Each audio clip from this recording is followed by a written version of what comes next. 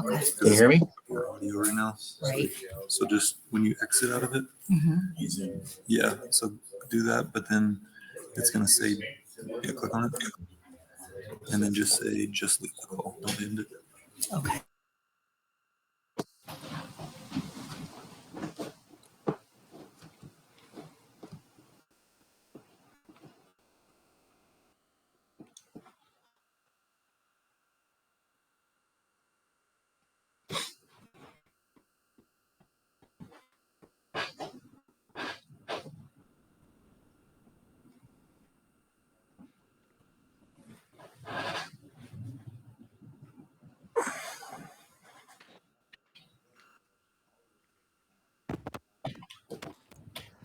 Okay, I think we will go ahead and get started.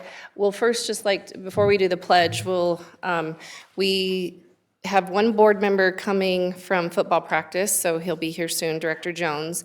One director is arriving back to Grand Junction from travel, and one left. So one or both might try to get on virtually, but we're not sure, but there are at least going to be 3 of us here this evening. So if you can stand with me, we'll go ahead and do the Pledge of Allegiance. I guess, Dr. Hill, you want to kick us off? Allegiance to the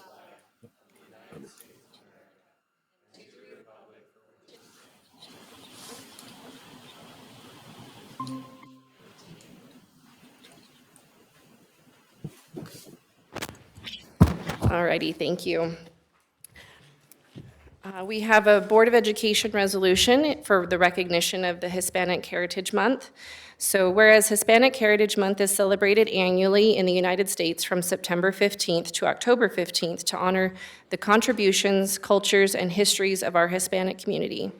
And the diverse Hispanic and Latino community encompasses various cultures, languages, traditions, and histories from countries across Latin America, Spain, and the Caribbean. And whereas our Hispanic communities continue to help shape and build our great state of Colorado, playing a key role in the contribution to the fields of art, music, literature, science, politics, and business, among various others. And celebrating Hispanic Heritage Month provides an opportunity for our school district to foster cultural understanding, create access and opportunities for all, and embrace diversity among our students, staff, and community members. And now, therefore, be it resolved that the Mesa County Valley School District Board of Education does hereby recognize September 2023 as Hispanic Heritage Month and encourages our community to join our Hispanic and Latino population in celebrating their history and contributions to our community, state, and nation. All right, are we ready for our long-range facilities plan? We have some joining us online, and Yeah, and then I think, Matt, can you hear us? I can. Can you hear me? And then you're going to present your slides, right? I can do that. Yep. Okay. So while folks are coming up, I know Matt will do introduction in a second, but this will be the first time we'll be able to give an update on the process we've been going through on updating our facility master plan for a district. So, oh, it looks like Will was able to join. All right. Perfect timing. All right. Well, I'll turn it over to you, Matt. Excellent. All right. Is my screen sharing? So we can see it, but it doesn't look like it's in presentation mode. Is there a way to present so we can see it larger? Let's see.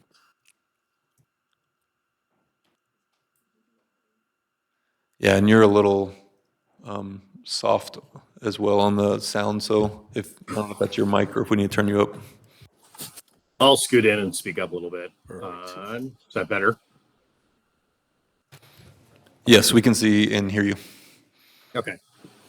All right. We'll get started here. Sorry.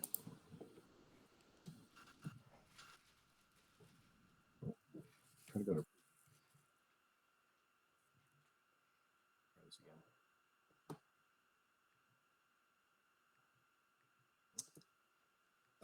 Brief agenda, and really just want to jump in and kind of share the work we've been able to do with the district here the latter part of the summer and talk about what the fall and early winter looks like in terms of a facilities master plan process, and introduce myself. My name is Matt Porta. I'm a principal architect with Hort Copeland Mocht, working with a handful of my colleagues in my office, Lynn Eller, who is also a principal and lead designer, master planner in our office, and colleagues Reagan and Joel, who have been actively walking the school sites to complete the facility assessment portions.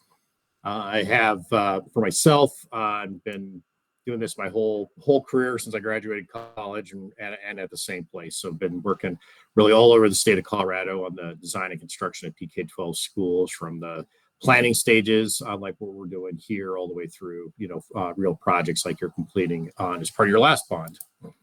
Here's the rest of our team. Again, so Lynn and Joel and Reagan have all been up and visiting your schools and been working with your staff to do that. Lynn will be up tomorrow and completing the walk of the Gateway School out in Gateway. And we have a team of consultants we're working with on FCI Constructors. It will be doing all the cost estimating, and everybody here has been part of these walks. And then Bighorn Consulting and has been working with as mechanical and plumbing electrical engineers walking the sites.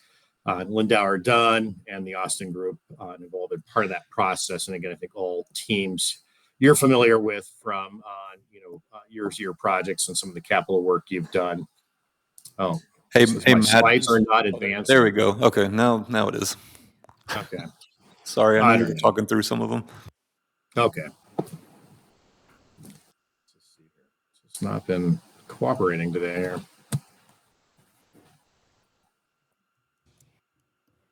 Sorry, now I'm trying to figure out how to get to my next slide.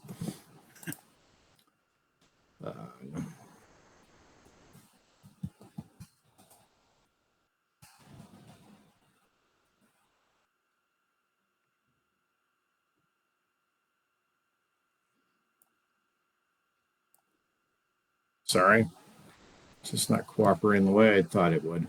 Give me a second here.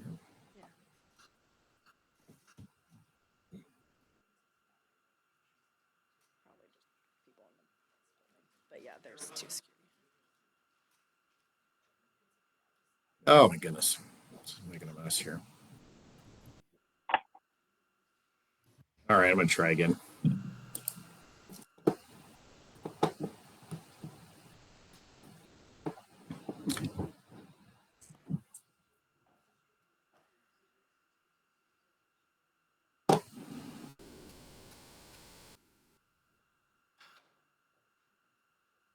All right, I'm gonna have to use this view here. I apologize. And then again, HCM as a firm, we're in Denver. If you get to Coors Field, we're just a block away in the newer building, the Milk Market. So that's kind of where our offices are. And as I mentioned. So Matt, are you? Yes. We can't see the slides. Oh my goodness. Hold on again. We've got a great picture of you, I though. could share mine. Let me try one more time.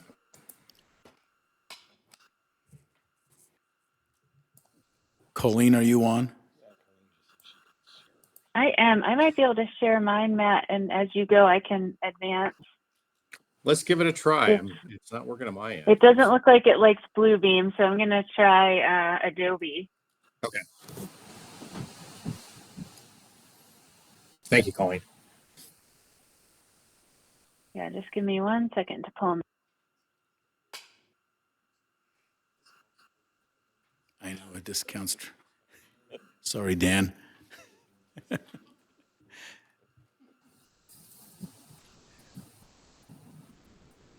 So Matt, do you want to talk, just as she's pulling that up, just a little bit about the, I think we've gone through all of the elementary schools at this point. Yeah. Yeah. I think Colleen is, I can see Colleen's screen if everybody else can, but Perfect. yeah. Yeah. And so the process kind of kicked off in earnest in early August in terms of late July, early August in terms of starting walking the building. So we started our focus of the assessments of the buildings with the elementary schools, and a lot of that work occurred over 4 days on kind of a Tuesday, Wednesday, and then a week off, and another Tuesday, Wednesday, and we followed that up with some additional walks of the middle schools and the high schools, but recognize there's been a lot of conversation within the district about the elementary schools, and so we did start there. We also wanted to get through those schools before kids were back, and recognizing having a bunch of adults kind of walking around through your building and around your building is probably a bigger distraction for the younger learners than maybe the middle and high school kiddos. So we did want to get all that work completed before school started, and we were able to do that with the elementary schools. And then some of the other walks did occur after school got started, and but really worked to try to minimize the amount of disruption we would provide by being on each school site. And so we did complete really all of the walks minus Gateway School, and then we're looking at a couple other district facilities to add to kind of the database of assessments, and we're going to get those scheduled here before the end of September. So I think that's kind of where I ended the last group there of our consultant teams. Kind of keep going, Colleen. Perfect. Yeah, and keep going. One more.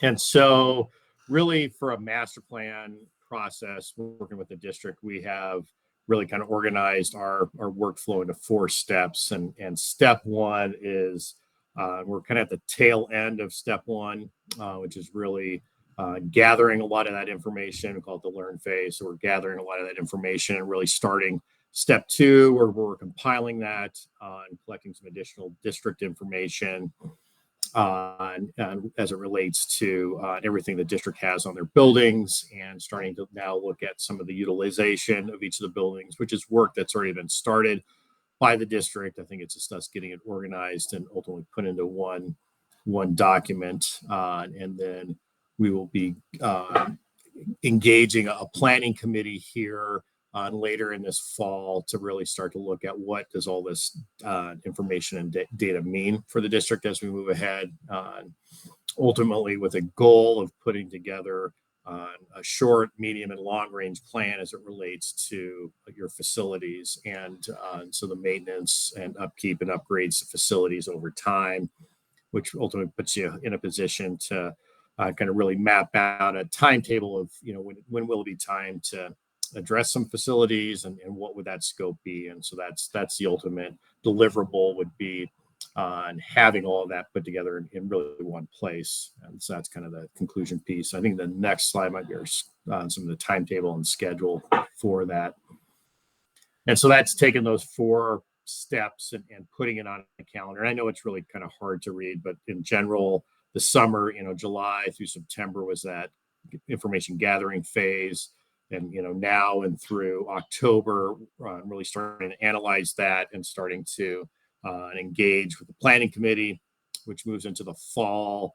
And as we start to look at, potential scopes or priorities of scopes at each of the campuses and each of the sites, and really looking to have all of this kind of wrapped up in the spring of 24 in terms of our process of putting this all together. And so that's kind of the general timeline and what that starts to look like. Next slide. Just want to hit on some of the progress. And so kind of a week by week snapshot. So got started in July. So July and early August, we did walk at all the elementary schools, gathered information.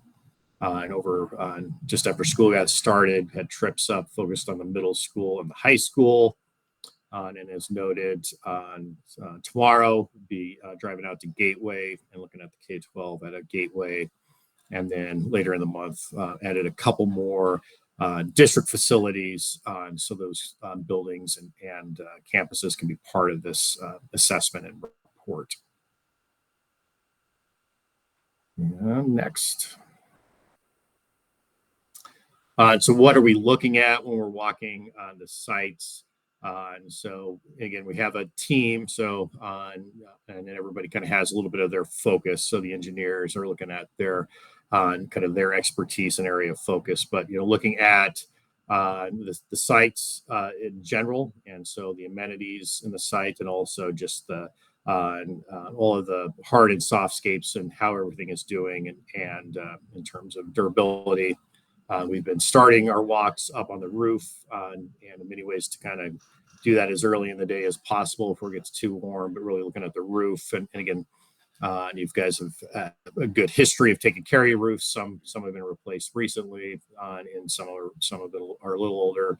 Then we'll walk the exterior, really looking at what the exterior is made up of. We're looking for what maintenance might be needed. A lot of times we're seeing things related to the sealants that go around windows or in between different materials. Those are things that have really a shelf life and need to be replaced over time. Looking for any sort of signs of distress. Is there any cracking in the veneer of the buildings or anything along those lines? And structures kind of evaluating the same thing, looking for any signs of distress. And is there anything obvious? Is it structural, or is it just a cosmetic? Then we walk the interiors, and we're looking for things related to just the overall age and quality of the finishes, but also anything related to code compliance as it relates to today's codes. And then the MEP engineers are looking at all the systems, kind of the age of those systems, conditions of those systems. For your buildings that have more than one floor, we'll be looking at your vertical circulation, stairs, ramps, elevators, and then try to look at kind of what's in each classroom space as it relates to amenities for teaching. So whiteboards, marker boards, tack boards, technology, and in general furnishings. And then we have a separate checklist that we're looking at in terms of what we're calling educational program and adequacy and kind of equity amongst the schools. And so what spaces exist, where are those spaces, and the kind of the quality of those spaces. So those are the things we're taking pictures of and observing and taking notes for, and now are in the process of getting that all into a common database. And then we organize kind of what we're seeing in different categories as it relates to kind of what those deficiencies might be. So fire, life safety really be focused on code. Health, safety, hazard materials would be things, and it'd be kind of reconciling your reports related to your AHERA reports, which relate to, is there asbestos in the building or other products? Sometimes those products are obvious to us, and sometimes they're not. Safety and security, ultimately, we haven't seen, to be honest, a lot of those items more on the site level, maybe in terms of where does a kid get off and out of a car and how does he get to the front door. But district-wide, you've done a lot of work at your entries to make those all secure vestibules. Looking at ADA, ultimately educational environment. The majority of our findings would fall probably under the maintenance category, just things that need to get replaced over time. And every now and then there's things that are just, cosmetic. And not a high priority, but they might have been damaged, sort of thing over time. And then looking at organizing all those and kind of prioritizing in terms of, how soon should these things be addressed. So some imminent code type issues, we would put a number one. But kind of just looking at things that have the potential, if they did fail, what would be the consequences, of a failure? So that's kind of the 2, 3, 4, and 5, and then and then it kind of goes out, to 10. So really focusing on the cost estimating efforts on those 1 through 4 items, because you kind of can get a candle on today's cost and try to make a guess of what that might cost in 10 years. Some of the things that are longer, we're not putting a cost to, because it'll start to weigh out, when things would need to get. The example would be Dos Rios has a new roof. Roofs last 30 years is basically their lifespan. We're not projecting what the new roof in 30 years at Dos Rios would cost, just because that would end up being a very large number, but it's something that's not imminent or something you need to deal with imminently. Next slide. And then ultimately, for each school, we will have a score that relates to physical conditions, program adequacy, and then kind of student capacity and building efficiency. And these would be on how we would summarize a bunch of data into a very digestible score. And these would be the things I think would be the first thing and that we would on a website. If you went to go look at your school, you would get these grades. And then if you're interested in how those grades came about, you can click and dig in deeper and kind of see the details of assessments. But so we're looking at everything being able to be scored on a kind of a 1 to 100 scale. And that's kind of the ultimately, as we compile this information, how we would make it available for your community as kind of what is the first thing you would see if you're looking at the assessment of your school. And that was a lot of me kind of talking about the process. We are early in the process. We did spend quite a bit of time up in Grand Junction with looking at schools, but really with a kind of a push to kind of get ahead of the students the best we could. And now we're probably we got probably about a month's worth of work of just getting all that written up and compiled and organized. So it's useful information here as we get into October, where we want to use some of that information to kind of guide the process moving ahead. So I will leave it for questions. So thank you. Thanks, Colleen. Hi, this is Carrie. I have a couple questions. You bet. So I'm curious, so we're not combining those 3 individual scores into one overall score. We're just going to leave them as 3 individual scores, the building condition, the program adequacy, and the student capacity. I think those metrics are all there as individual, but I think there's been conversations about how do those get weighted to give a school an outright score? So we haven't necessarily ruled out how those could be combined into this school got a B, in terms of if we want to provide an overall grade. And are all those equal, right? Or certain things should be weighted. So we haven't quite got there, and that might be some of the work for the planning committee to weigh on a little bit too, in terms of what do we do with all this information? So Yeah, it seems like the capacity question might be tied into the enrollment. I'm thinking about this from the declining enrollment committee perspective. There might be like a division of those scores, like 2 of them might be relevant to one thing and another might be relevant to another thing.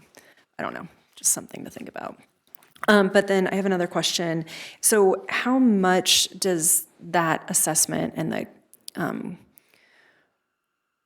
the numerical outcomes of it and everything that's considered, how much does that align with the state's assessment that we have, Right.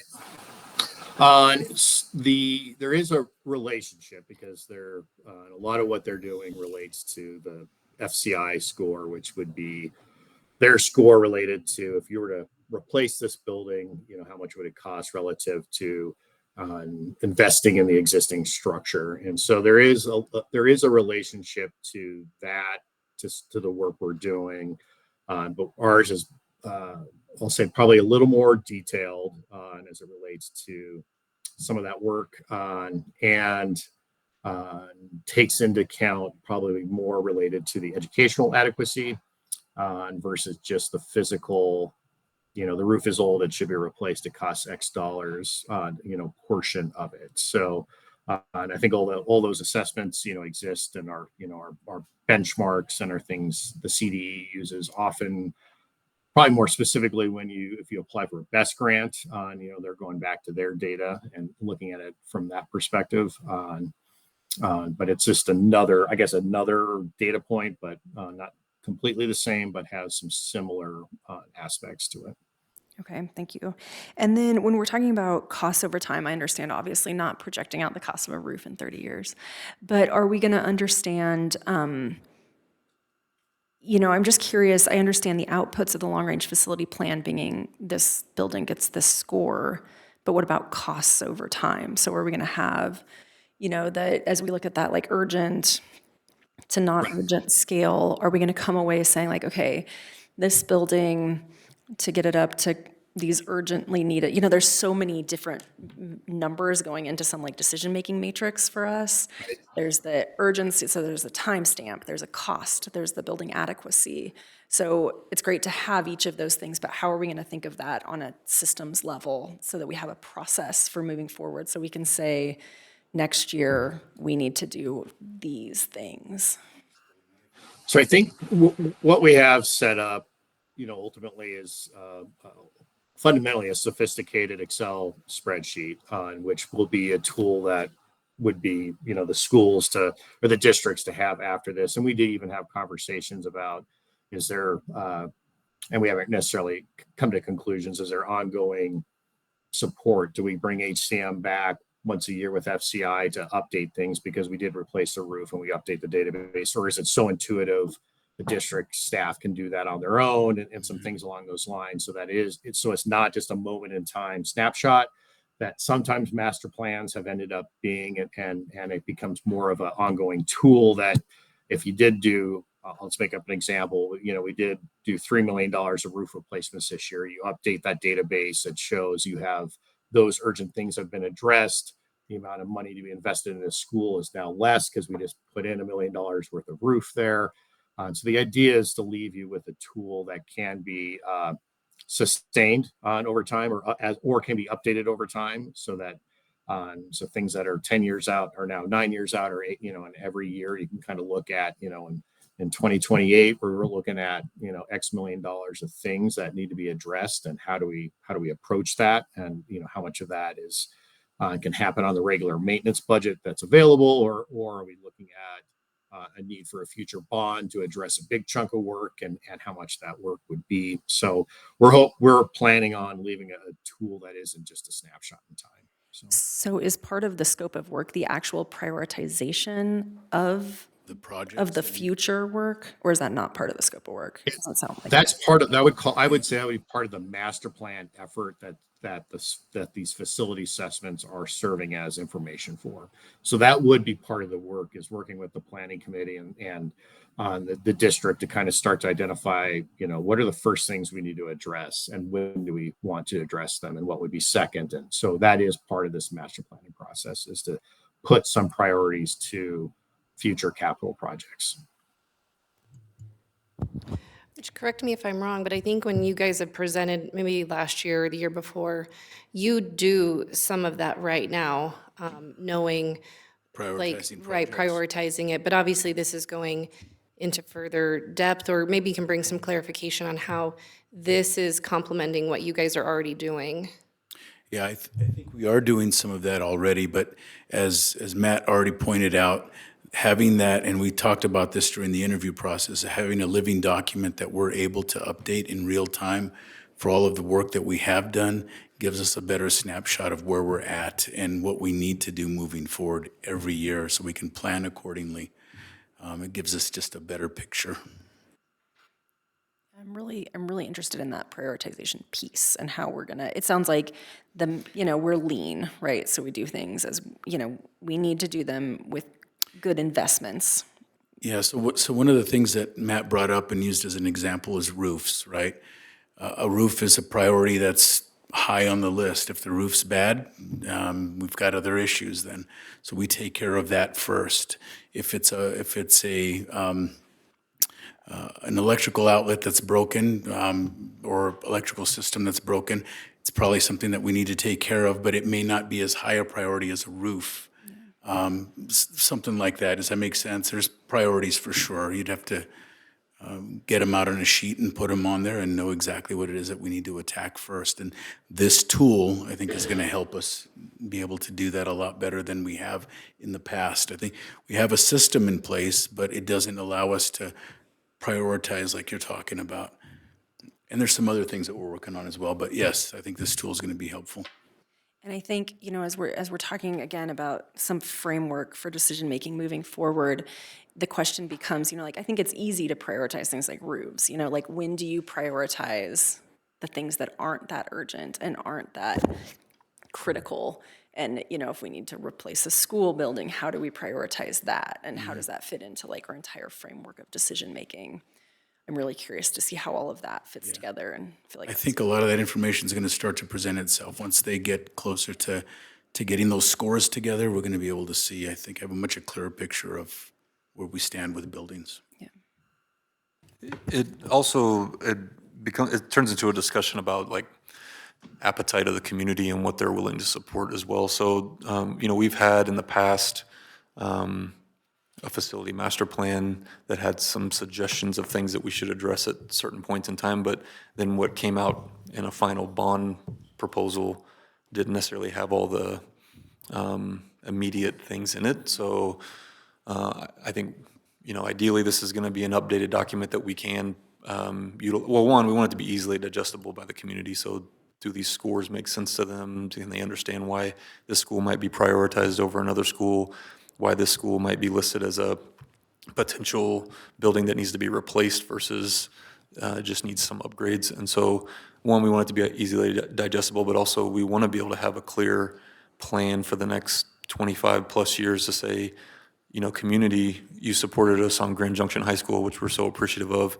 But I think I remember, it was like 3-4 years ago, I remember Eric sitting up here saying at that point, we had like $600 million worth of capital needs, and that was years ago. So how do we start having that conversation with our community to say, this is the prioritized list, this is when we might need to come back and ask for some things, and ideally get more support behind it. So that would be the goal. So yeah, they're gonna have prioritized list of things we should do, but it's going to be whether or not what we think we can actually go out and ask for, and are there things that we can do internally with capital funds that we have currently. Yeah, I think that gets exactly to my point. Thank you for synthesizing it like that. And I think that I think it'll be different for us to say, okay, here's our list of priorities, and we need 10 new schools in the next 30 years. And so we're going to have to, and like start telling people about what we think is coming, before, now. So we have this 30-year plan so we can keep just knocking things off the list. And everybody knows what's coming. I think that'll be so important. Well, I remember vividly at one of the town halls in Fruta, there was a family that said, not the same words, but basically, we feel like you just randomly come ask us for money every couple of years, which obviously there's more to it than that. But we understood that as we need some sort of a clear plan that's very, like I said, easily digestible by the community. So that's the hope with this, is that it can be a living document that has a lot of stakeholder input, and then we can use it to prioritize projects that we need to do for our district, because we have facilities that are getting very old, or things that we weren't able to take care of in the past that were high priorities. I'm thinking of Central. Central was a high priority need, and we ended up, again, making some decisions on what do we feel like the community could support. And so we went after just Junction by itself, but that didn't go away. And so how do we do that for the whole district? So that's why I'm also excited that they're going through all of our facilities, even district level facilities, and saying, what do you want to invest in this building, or do you not want to invest in this building? And so it'll be a good comprehensive plan for us for the next 25-plus years. Do you envision or have a plan for some of this, like the scoring, to live on our website, so that as people can kind of see it as it's getting updated, and then they can maybe go see the grade of their school, however you guys end up doing kind of the final report? But something like that might be a good way for our community to continue to track, like, how things are going with the various buildings. I think, too, it's a good point. I know we think a lot about our schools, but the district also spends money leasing properties or doing other things, and we want to make sure that obviously we're utilizing those funds the most appropriate way and most efficient way. So I think all of that would help bring the community along, and kind of this big, I don't know what to call it, but just, this big project that is all these buildings, So in a sense, you're almost property managers, but we have to do like everything. So. A long-range plan that has a vision, right, for the next 25 years, that spells out where we're going, is helpful for the community to be able to see. And it helps us, too, to know where we're going. What's next? What's the next ask? Yeah, last year when I was at the Colorado Association of School Boards convention, I did one of the breakouts on the long-range facilities plan. I think Littleton has like a 50-year plan, and I think it was their school board president, along with their superintendent and maybe their chief operations officer presented.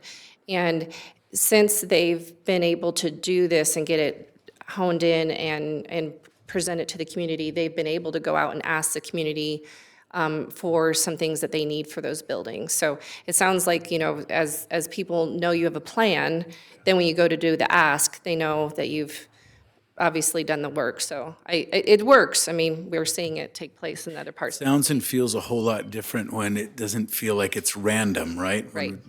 When there's an actual plan to move forward with it, and it doesn't feel like you're just asking.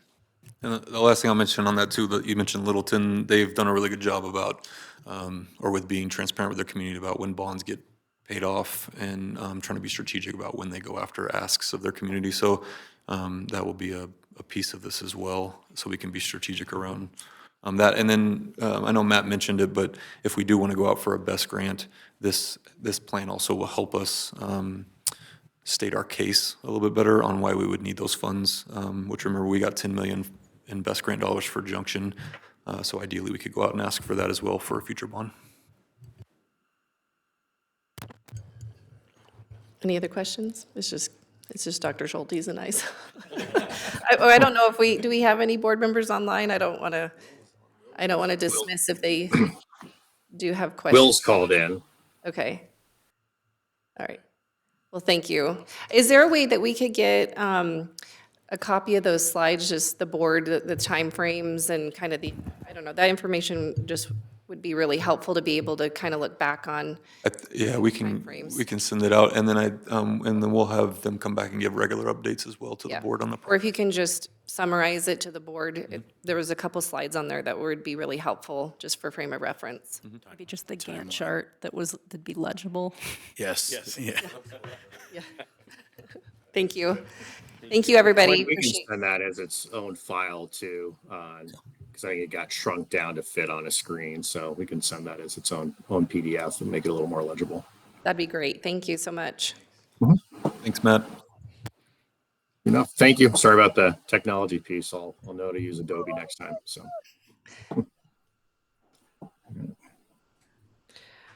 All right, we are now ready for our strategic plan update, student, staff, and wellness.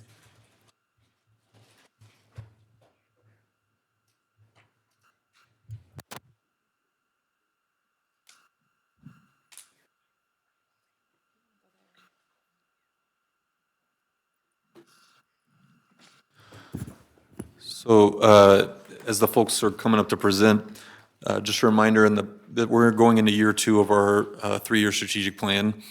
Last year, we gave a monthly update to the board, and we focused on a different focus area each time.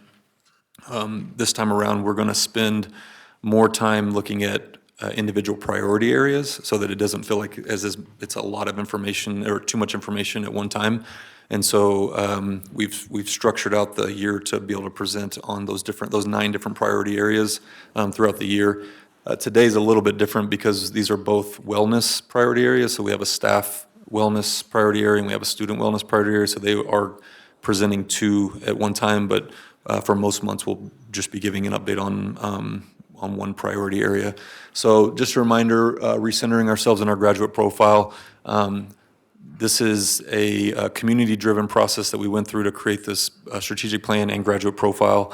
And the graduate profile, for the folks that maybe aren't as familiar with the strategic plan, that's basically what do we want our students to have, what skills do we want them to be able to have when they walk across our graduation stages at the end of their K-12 career. And so we want to make sure that they're creative problem solvers, culturally connected, and ready for career and life.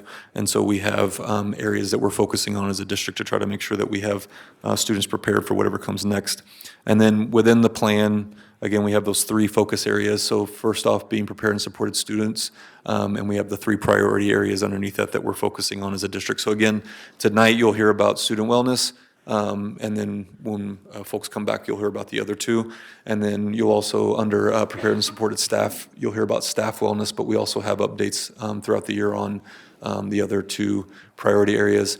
And then under engage and supported community partners, our 3 priority areas, we will make sure that we have folks come back and give updates on each one of those as well, okay? So I'm going to turn it over to Jen, and she's going to take us through student wellness. Thank you, Dr. Hill. Okay, I'm live now. This board presentation is going to be a little bit different from the strategic plan updates that you've had in the past or the experience last year. This year, the presentations, all of them will be much more interactive. That's why we're doing them during these meetings and not the business meetings. Tonight, we have data for you to review and dig into, and we're going to use a protocol that we use often in our schools or in district meetings. It's called Notice and Wonder. You'll look at the data, you'll have some noticings, and then you'll have some wonderings. But I just want to review real quick what the goal was for student wellness. And you can see there it's in the middle. Well, that was one of the last presentations that was presented last year at the end of the year. But the district will show growth of 2% or more on yearly panorama data on school belonging for each level, elementary and secondary. Year 1, we wanted 2% or more. We presented again this slide again last year, just grounding on where we were at the end of the year. And you can see that the green bars are spring to spring, the darker green to the lighter green. But that also includes the midpoint, the blue bar, which was our fall, but it was fall of 2022. I'm sorry, 20 of 22, yes. Our goal was to increase our overall percentile by 2%. And we're pleased to share and show that our secondary schools met spring to spring. But as you can see, unfortunately, elementary dropped by 1%. From spring 2022 to 2023. While fall 2022, you can see was high, it was actually one of our all-time high scores for belonging, but we are surprised and disappointed by the decrease in spring for elementary. So we will continue to work on those goals. That's how we ended the year. And now I'm going to turn over to Amy because she's going to talk about what we're doing right now. All right. So this is an image of an adaptation of Maslow's hierarchy of need. Before students are able to feel like they belong in their school environment, their physiological and safety needs must be met. All right. The purpose of our Panorama Mental Health and Wellness Survey is to assess the physiological and safety needs of our students. We just completed administering the Panorama Mental Health and Wellness and Wellbeing Survey on Friday, this past Friday on 9/1. This survey is designed to assess and support the individual needs of students in grades 3 through 12. Students are asked questions regarding their feelings of safety, well-being, emotions, coping skills, and assess what resources are needed. This is not an anonymous survey. Because it's not anonymous, we are able to assess immediate needs for students and respond. For students with non-emergent support needs, this survey allows us to know what resources to provide. Student responses are only shared with school counselors, school administrators, and designated D51 student service staff so that we may respond to student needs and requests are done in a timely manner. As with all of our surveys, students and families were able to opt out of the survey. All right, so this shows our participation. For 3rd through 5th graders, number of students surveyed was 3,777, and that is a 91.14% of students surveyed. In 6th through 12th, number of students surveyed 7,926, and that's a percentage of 75%. All questions were related to safety and security, their feelings, and their feelings in general. Okay, as you see here, this is the key that we're going to be using when we do our data dig. As Jen mentioned, this is fresh. It is so fresh that we just closed the survey on Friday. We did a little work over the weekend. Charlie's done a great job in preparing the data for tonight, but the reason it's not in your board packet tonight is because we wanted it to be complete. So it is complete survey results, and you guys are really the first ones to get your hands on it to do the data dig. So every afternoon, our team reviewed the data from the surveys completed that day and assigned a color code to the student that receives the appropriate responses from an appropriate adult. So as you can see here, yellow relates to food and housing insecurities, which Amy had mentioned is around that physiological need. Pink relates to the current emotions, happy or sad, or if they don't feel like they have a trusted adult. Red relates to not feeling safe, and they have requested to talk to a counselor or a principal. Blue relates to recently being harassed, threatened, targeted in the past month, and a contact is made by the administration. And purple is a combination of at least one red response and one blue response. Now, I want to quickly go back to talk about the response rates. So a school, when a student flags as yellow, and that is the Food and Housing Insecurities, has up to 3 weeks to make that contact with that student. Pink, it's a little bit higher level. They have 1 month. And then red, which is that safety one, we have within 24 hours. We're requesting that principals and counselors respond to those student needs within 24 hours and make a contact. Blue, again, is within that 24-hour range, and purple, once again, is an admin and a counselor contact within 24 hours. Okay? All right, so going back to this graphic, this shows how this data supports, the Panorama Survey supports this. Our goal is to provide students with resources they need so that they can be healthy, safe, engaged, supported, and challenged. Based on the color code that Dan just shared, this graphic shows how questions in the Panorama Mental Health and Wellbeing Survey support our efforts to increase belonging in our schools. So we have packets for everyone up here. And we're going to take, yes, it's hot off the press. Here you go.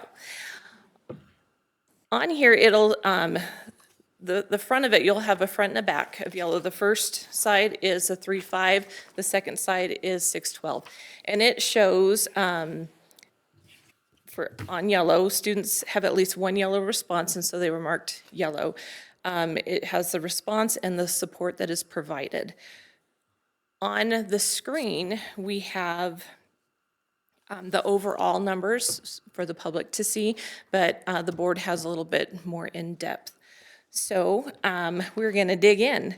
This data represents how students answered questions around housing and food. These are basic needs that all students should have. Please take a minute to review this slide and corresponding data in your packet, and then we're going to ask, what do you notice and what do you wonder? We're going to take these notice and wonderings back to our focus area group on Thursday to review them. Okay, we've got time. A minute or so. Okay.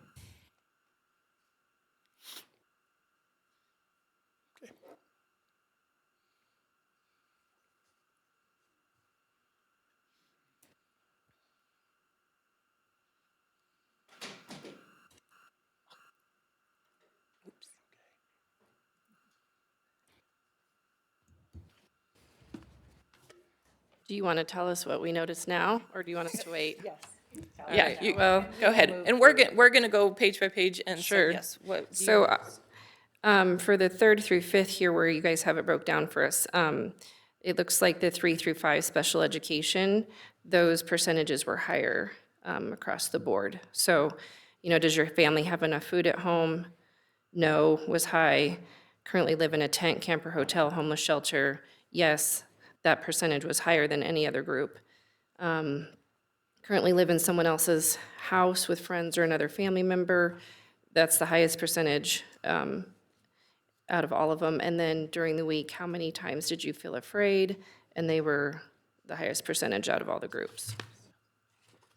Just a quick note, so what we're seeing is different than what you guys see on the screen. It's deaggregated by male, female, SPED, and not SPED students. And we can disaggregate it down further. It's just the data that we had pulled, and we can do Hispanic, non-Hispanic. We can break it down even further. It was just really overwhelming, so we just picked, you know, a couple data sets to take a look at. So we will do that. Yes, absolutely. Yeah, like Dan said, we just got this on Friday, and so these are overall, yeah. And our team will dig deeper into it as well. I have a question about the response time, the 3 weeks here and the 1 month for the pink. How's that decided? As far as the timing, you know, I think when we sat and discussed, what those response rates would look like, obviously the survey, we've given this survey the past 2 years. So we went in just to, I think, that discussion goes into what's more important, this level or this level. I think the physical needs of kids is very important. And obviously that, when you looked at that Maslow hierarchy and understanding how many kids really feel like, they don't have enough food at home, they're not living, in a place that they feel, is a safe place. I think that, I don't know, Amy, it was one of those things where we just kind of discussed, is it the emotional well-being first, and how does the physical well-being fit to that? I think you probably could have given a response that was probably equal to that. We also know that we have to have the capacity in the buildings to do that response. We do have some programming within our system that can help with that. Our REACH program obviously works with our homeless families. And so we feel like we probably have a better resource within that time period to be able to respond. But Amy, did you want to add to I that? would agree with that. I think capacity. It's a school team. Respond to all the data. So how do we prioritize that? Right. Is this, have we done this in the past? Is this what we normally do, or is this new, the 3 weeks response?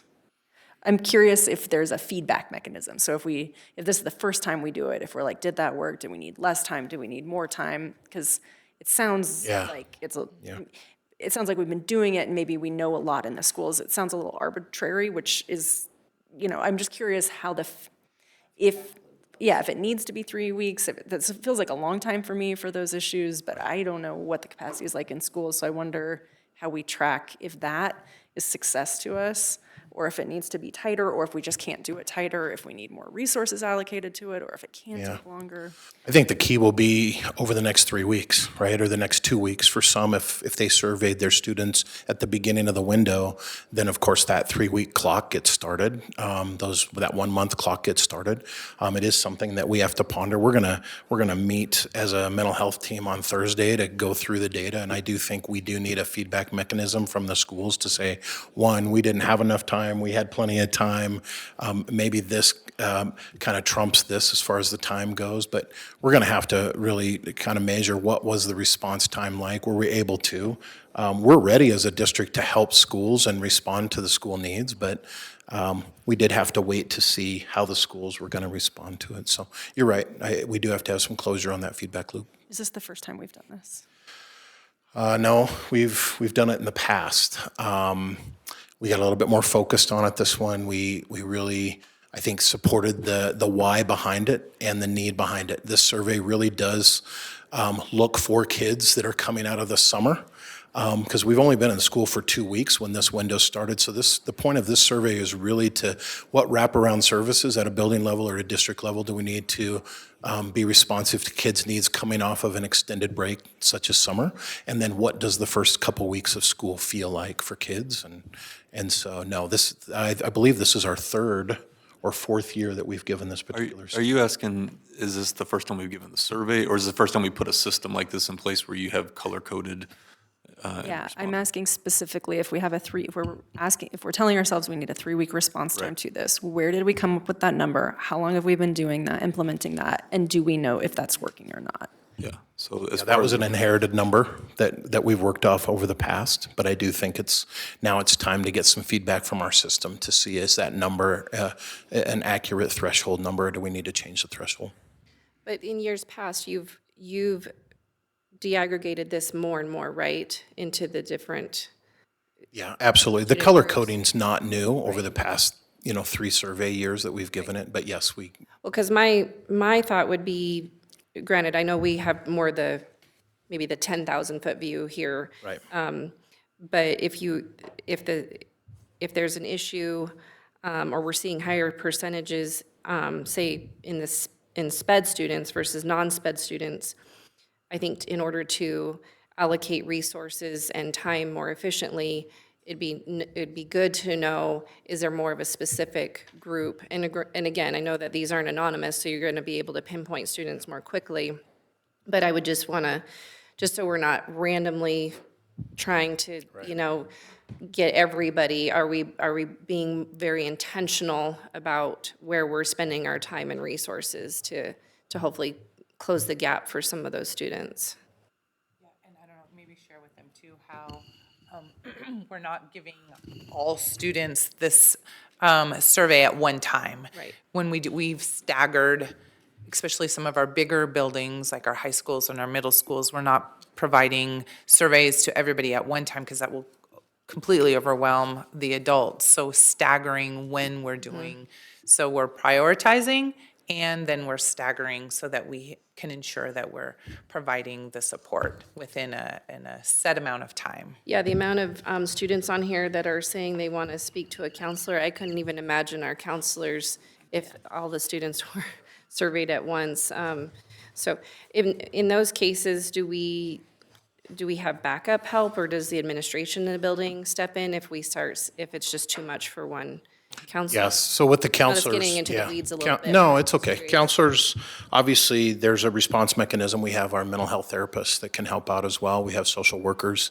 It just depends on the layer and if counselors can keep up.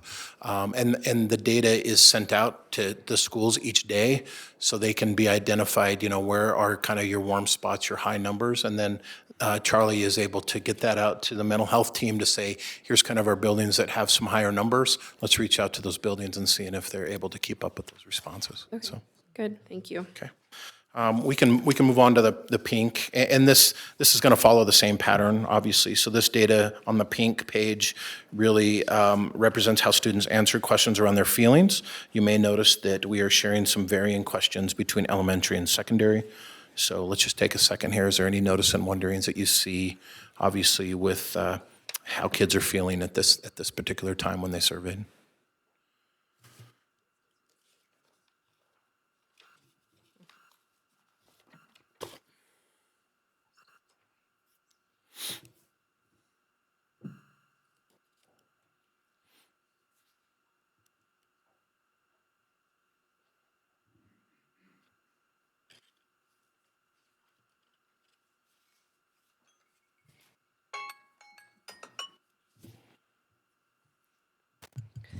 So I still see the same trends with our SPED students. And then, well, because these ones are asking, if they feel afraid or hopeful or sad, things like that. But it also trends higher with girls that were non-SPED. So those are just some notices I'm making. Certainly the data, I think, is trending in a way that our special education department, our director of special education will want to see the data, obviously, and we are planning on sharing the disaggregated data throughout our system and throughout our department to be able to support, so it's a good notice. Okay, Aim, you want to move on to the red? Yep, we can go to the red. So in the red, this data represents how students answer questions about how often they feel safe and if they would like to talk to a counselor or principal about their safety or safety of someone else. And again, notice and wonders. And I would like to point out the response on this is within 24 hours. So how are we qualifying safe? Is there qualification, like questions for a student? Is it just how they feel? And then the counselor then would meet with them to then dial down on what it is, what part feels safe, whether it's emotionally, physically, mentally. Is that what then we do? Yeah, the survey just says safe, and then at the elementary level, it says no days, some days, a lot of days. It's kind of broken up into the days that way, and then at the secondary level, it's almost never, never, and builds up, yeah.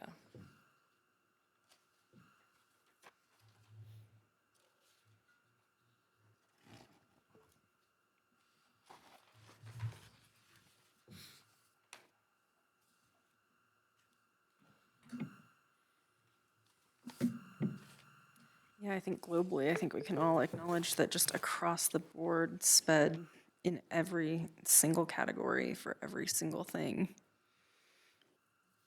So that can't be a new trend. How have we addressed this in the past? I think for me and for our team, pretty much a whole new team within our department. It'll be good for us to go back and look at the prior year surveys to see. I'm not so sure that action planning has been done around some of those disaggregated data numbers, but that's part of the reason why we're getting together on Thursday to not only look at current data trends, but let's look back to see, is it something that just popped up this year? It's a one-year anomaly, which you're right, I don't think it is. So if it's not been addressed or if there's not been action around it, then obviously it may be showing up again, but we'll have to take a look at it and see. So. Well, I would be curious too, because it says the total surveyed, was there a point where more kids start identifying as SPED? Like, just because we're, like, as a district, have we just done more to identify kids' needs? So are we seeing, like, I would want to know, do we see an increase in SPED? Is that just generally, or is it because we also have just more SPED students? Do you know what I mean? Like, I think there's a couple different questions there, of why there's an increase. Well, I will say this, our overall SPED numbers as a system is running higher than what it should. So we've got a disproportionate number of students, one that's either identified, over-identified, or under-identified. So we are running at that 20% marker across our system. So 20% of our kids across our system are on an IEP. So that, obviously you're going to see an elevated number in that protected group. Dan, can I ask? It's certainly something to dig into. So When you said higher than we should, what does that mean to you? Well, I believe the number, and Jen, you can help me out with this one, that you want to really kind of be in an area of about 10 to 12% as a system, or even as a school building. That's kind of the number you want that is kind of, when you look across national norms, you shouldn't be higher than that. You shouldn't be lower than that. That's about the national norm. I think part of the work that we're doing, and we're starting right now around our multi-tiered systems of supports, is making sure that we have multi-tiers in place that are making sure that, one, we are exhausting everything that we can while the students are in that green zone area, that yellow zone, and then kids that are bubbling up are kids that truly are students that we, that possibly have a disability of some sort. So we've got a lot of work to do in that, the checks and balances within our MTSS system to make sure that we are identifying the right kids, or are we over or under identifying. So I think that in tandem goes with each disaggregated data point that we continue to see in special education that is running high. That's a point that obviously Anne Marie and I continue to have conversation, and we'll do that as well across our system. So. Do we have reason to believe, when you say running high and the numbers that should be, do we have a reason to believe that we are not doing that correctly? So there's two realities, and I'm struck by the language. It seems like, I guess when I just heard the number, I thought it would just mean that's just the population that we have. There's just high needs. Yeah. Is that not how we're viewing it? Well, I think I want to make sure as a system that we have the right processes and structures in place to make sure that we are, one, finding through our child find, we are finding the right kids, identifying the right kids, and making sure that we're getting those kids the support that they need. Yeah. There's multiple layers within that, and that's what we're doing right now, is really peeling back those layers to ensure. If it's 20%, and if we get done really over the next 2 years determining, do we have the right systems and structures in play through our tiers of support or multi-layers, then 20% it is, and that's just where we're at as a system and as a community. But I want to make sure, and we as a department want to make sure that we're not under or over identifying kids. just because oftentimes it can, it's a pathway to special education, and that's not the case when you look at a multi-tiered system of support that's doing it correctly. So it's a major audit year for us and our system to make sure, and it's a lift for our K-12 principals right now and within our buildings is our MTSS systems of support, making sure we have good, solid, best practice, green zone layers and instruction for kids, and we're monitoring where kids are at on that. High rigor, but Jen, go ahead, jump in. Well, I was just going to say, frankly, yes, 20% seems high. When we look at our comparative districts, we're right there or not much more ahead of them. And frankly, the special education numbers are on the rise in our nation. So where 12 to 15 would be normal, I think 15 and above has become more the norm in public education. We are noticing that our special education identification, those numbers are becoming higher. But when you don't have necessarily, and we're coming out of a pandemic, all behaviors don't mean a student has a disability, but we need to make sure that we're meeting the needs of those behaviors or those learning. A learning gap does not mean you have a disability, but we also have not been able to appropriately meet the needs of all of our students under the conditions in which we are just exiting. I have said it often, coming out of this wilderness. These numbers are high. Is it appropriate? We're going to look and see and dig in. How do we compare to ourselves over the years? How do we compare to the other districts that we compare ourselves to and so many other categories? And how do we now compare to the state or to the nation as a whole? But yes, special education numbers in public education are on the rise across the nation. Do you think some things we could have just, either needed or, I guess just needed the resources where maybe a student was put on an IEP where taken a little bit more time, or maybe the district, if we had the resources, we would have found the solution for that particular student versus being on an IEP. But since this is sort of the only resource maybe that we've had, that's been the route we've had to take. Because I guess I hear the gamut from parents. It's like I hear like IEPs for some minimal things. And again, I wouldn't disagree with a parent or child on whatever they need. But then it seems like you said too, there's students who were missing maybe some of the needs that they are needing. So kind of that over and under. So Yeah. it sounds like you guys are really trying to work on calibrating that and balancing it out. So maybe some that were maybe over, we can find a different resource for them. And I guess from the board standpoint, it would be nice to know what are those resources that you all need. If it's not a special education route for a student, what are the other resources we need to look at to have in the district that would be supportive for student services and our counselors and obviously ultimately to those families and students for those different needs.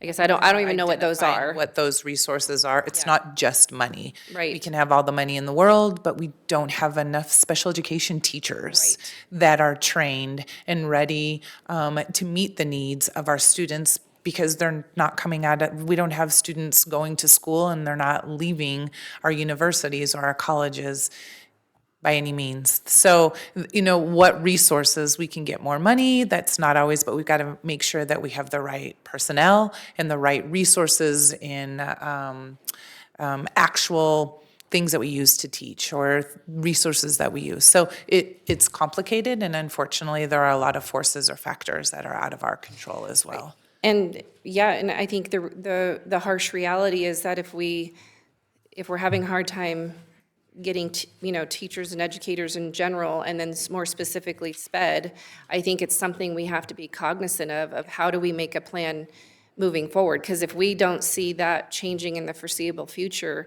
then I guess that's what I'm saying is the resources is like and again, I don't even know the answer to this. I'm spitballing it here because it's like what do we do? And what are we seeing other districts do? Because again, I know we're not the only ones facing this, but you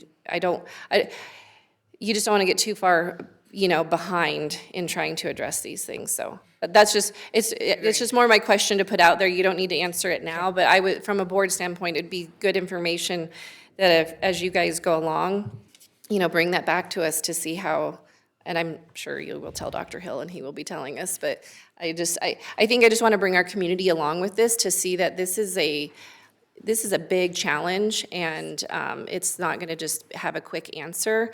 And I think as a community, we're going to all have to come together to address this. Because if we literally just don't have the people and we need the people, what are we going to do?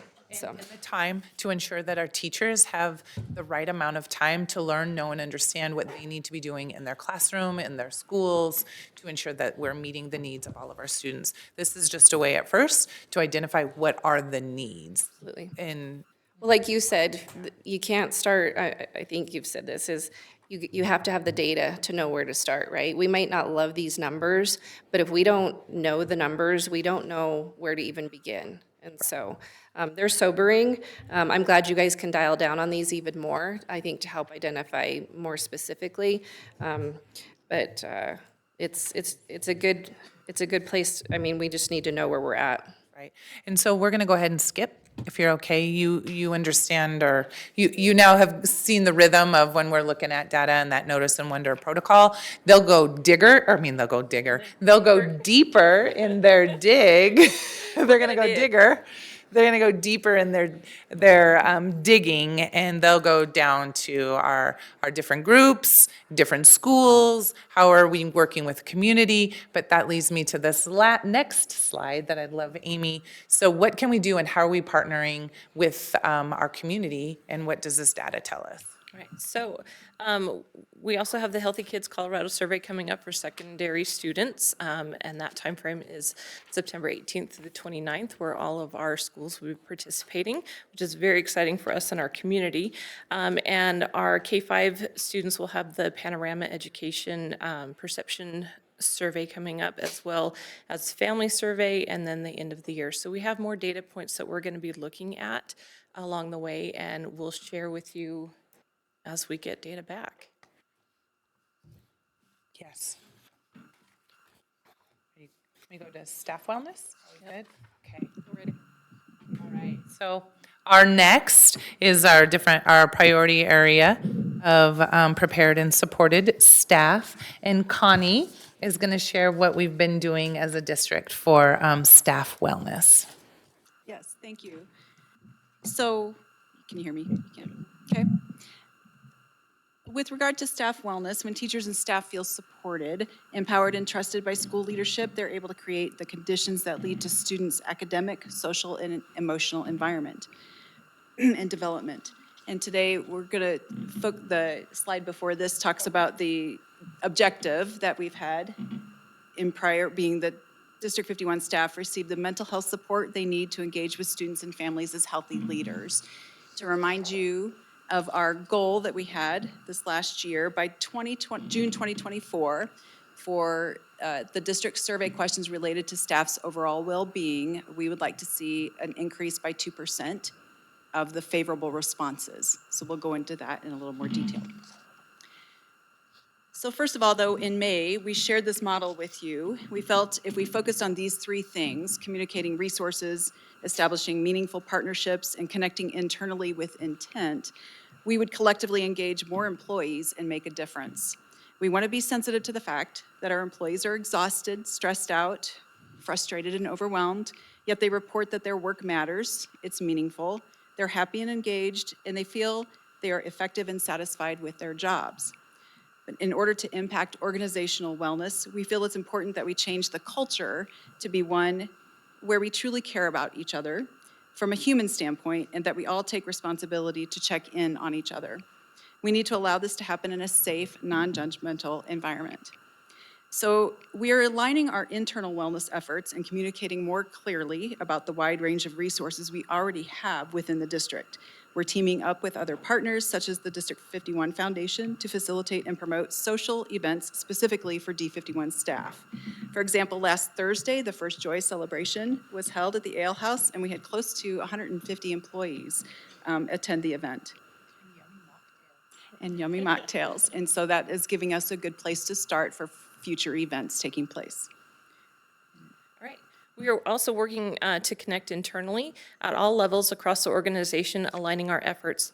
We have a variety of new leaders setting the stage along with our increasing number of embedded wellness champions in every school and building, promoting and encouraging utilization of our internal resources through the Benefits and Wellness newsletter, instilling the importance of self-care, genuine care for our coworkers, and a sense of belonging.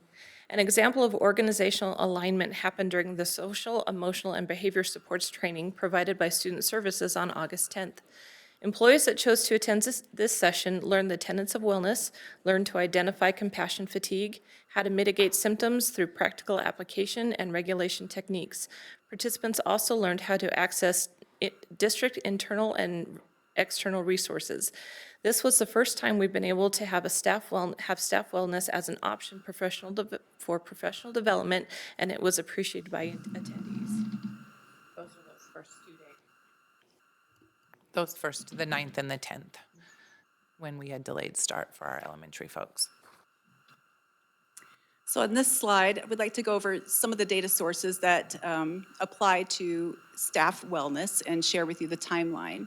So with Triad EAP, we have this as an ongoing service that's offered to our employees, and we monitor utilization data on a quarterly basis for that. All right, Smart Source. Smart Source is administered every other year in the fall. Schools will complete this survey in late September. This is a school survey to inventory the school's policies and practices in relation to the whole school, whole community, whole child model. One survey per school is completed by a small team of staff members. Results of the survey are used to improve the school's health practices. All right, the TLCC, Teaching and Learning Conditions Colorado Survey, is administered every other year. It provides valuable data on the impact of schools' conditions on student growth and on staff retention. It's given to school staff and has a handful of questions related to employee well-being. It is the only data source on school conditions that offer state comparison points. This is scheduled to be administered in spring of 2024. And Monument Health has health plan population and clinical data, and with the predictive and analytics in the health plan utilization, we review and analyze clinical data on a quarterly basis as well. Excitingly, we are about to launch the Good Life Wellness Platform Health Risk Assessment. It's powered by Monument Health through phases beginning this week. Free to all district employees, Good Life is a digital portal to a world of whole health well-being. It empowers employees with a range of personalized tools, resources, and expert guidance to enhance their health and lifestyle. Employees will receive an email with login instructions, and once they log in, they'll be prompted to complete a health risk assessment, which determines a baseline. It will automatically route them to their personalized online dashboard where they can review their scores and customize a plan specific to their needs. Identified wellness goals can be achieved by completing specific activities. Progress can be monitored on one platform. In early 2024, we'll begin to see aggregated data from those who have completed the HRA, giving us more insight about our population's gaps in achieving optimal wellness. And this is important for evaluating our employees' personal health and well-being. And then we have the Panorama Survey, and it's administered annually in the fall. This survey gathers teacher and staff perceptions of their professional well-being, and it's the tool we're using to measure overall well-being performance. And so tonight, we have the survey instrument for you. You have this in your packet. And remember that Panorama Teacher and Staff Survey gives school and district leaders a tool to listen to and address educators' professional, social, and emotional needs.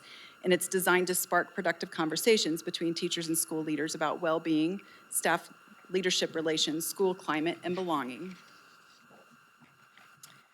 And so the survey questions, number 18 through 32 on the tool, gather the staff and teacher perceptions of their professional well-being. And their answers to these questions contribute to their overall well-being score. So these questions are grounded in educational research that shows how teachers across all grades teach best when they feel competent and connected, and avoid burnout when they feel supported and impactful. This survey, we don't have exciting data yet, like the student wellness, but it'll be administered this fall, and we won't know if we've met our goal until we see the results, but we're happy to share either with Brian or with you what we find out. So we wanted to give you an opportunity to review the questions and notice and wonder.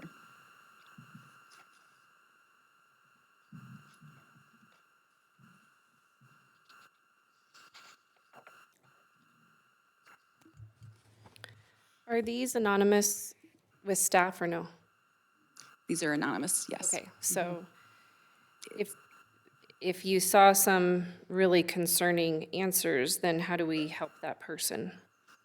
We don't have the data on an individual perspective. It's really aggregated. That's where we each have to take our responsibility to check in with other people, and hopefully if someone, yeah. So it looks like Good Life Wellness Platform is a monumental health platform. Monument Health it's powered through Monument Health. And then the Triad, Triad EAP is our employee assistance program and offers services to all employees. Okay. Yep. all right, thank you.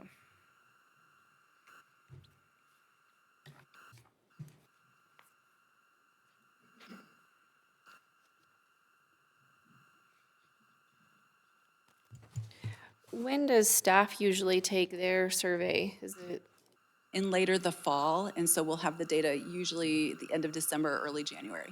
do they take it at like on their own time? Like, There's a window, and typically, yes, it would be on their own time. yeah, I'm just thinking like if they were in the middle of a crazy day, like the answers could fluctuate versus like if I mean, generally, I think we, as adults, we understand how am I generally feeling most of the time, but I would just want to make sure that it wouldn't be skewed in if someone just had a bad day, but sometimes that happens. So. One of our goals is to really connect internally with our leadership, and so giving the opportunity to view their own populations within their schools will set the stage on how, what the response will be. Right, and this is broken out by school, right? So each Correct, that's principal what- can then see how they Yeah. generally feel like their staff feels, right? Okay. Correct. So it's done by schools, and of course, there would be an end count or that number. So the percentage of your teachers or your staff, you would want to see a higher percentage, which is a better indicator of what that health might be in the. And it's also departmental surveys as well. So central office staff get to take the survey based on their department, and so there's information that different departments can take back and Another department head analyze. gets that information. What about like our other staff, like janitorial and nutrition services, so everybody does it? Okay, great, There's two different versions. One is specific to teachers and the other is specific to staff. okay.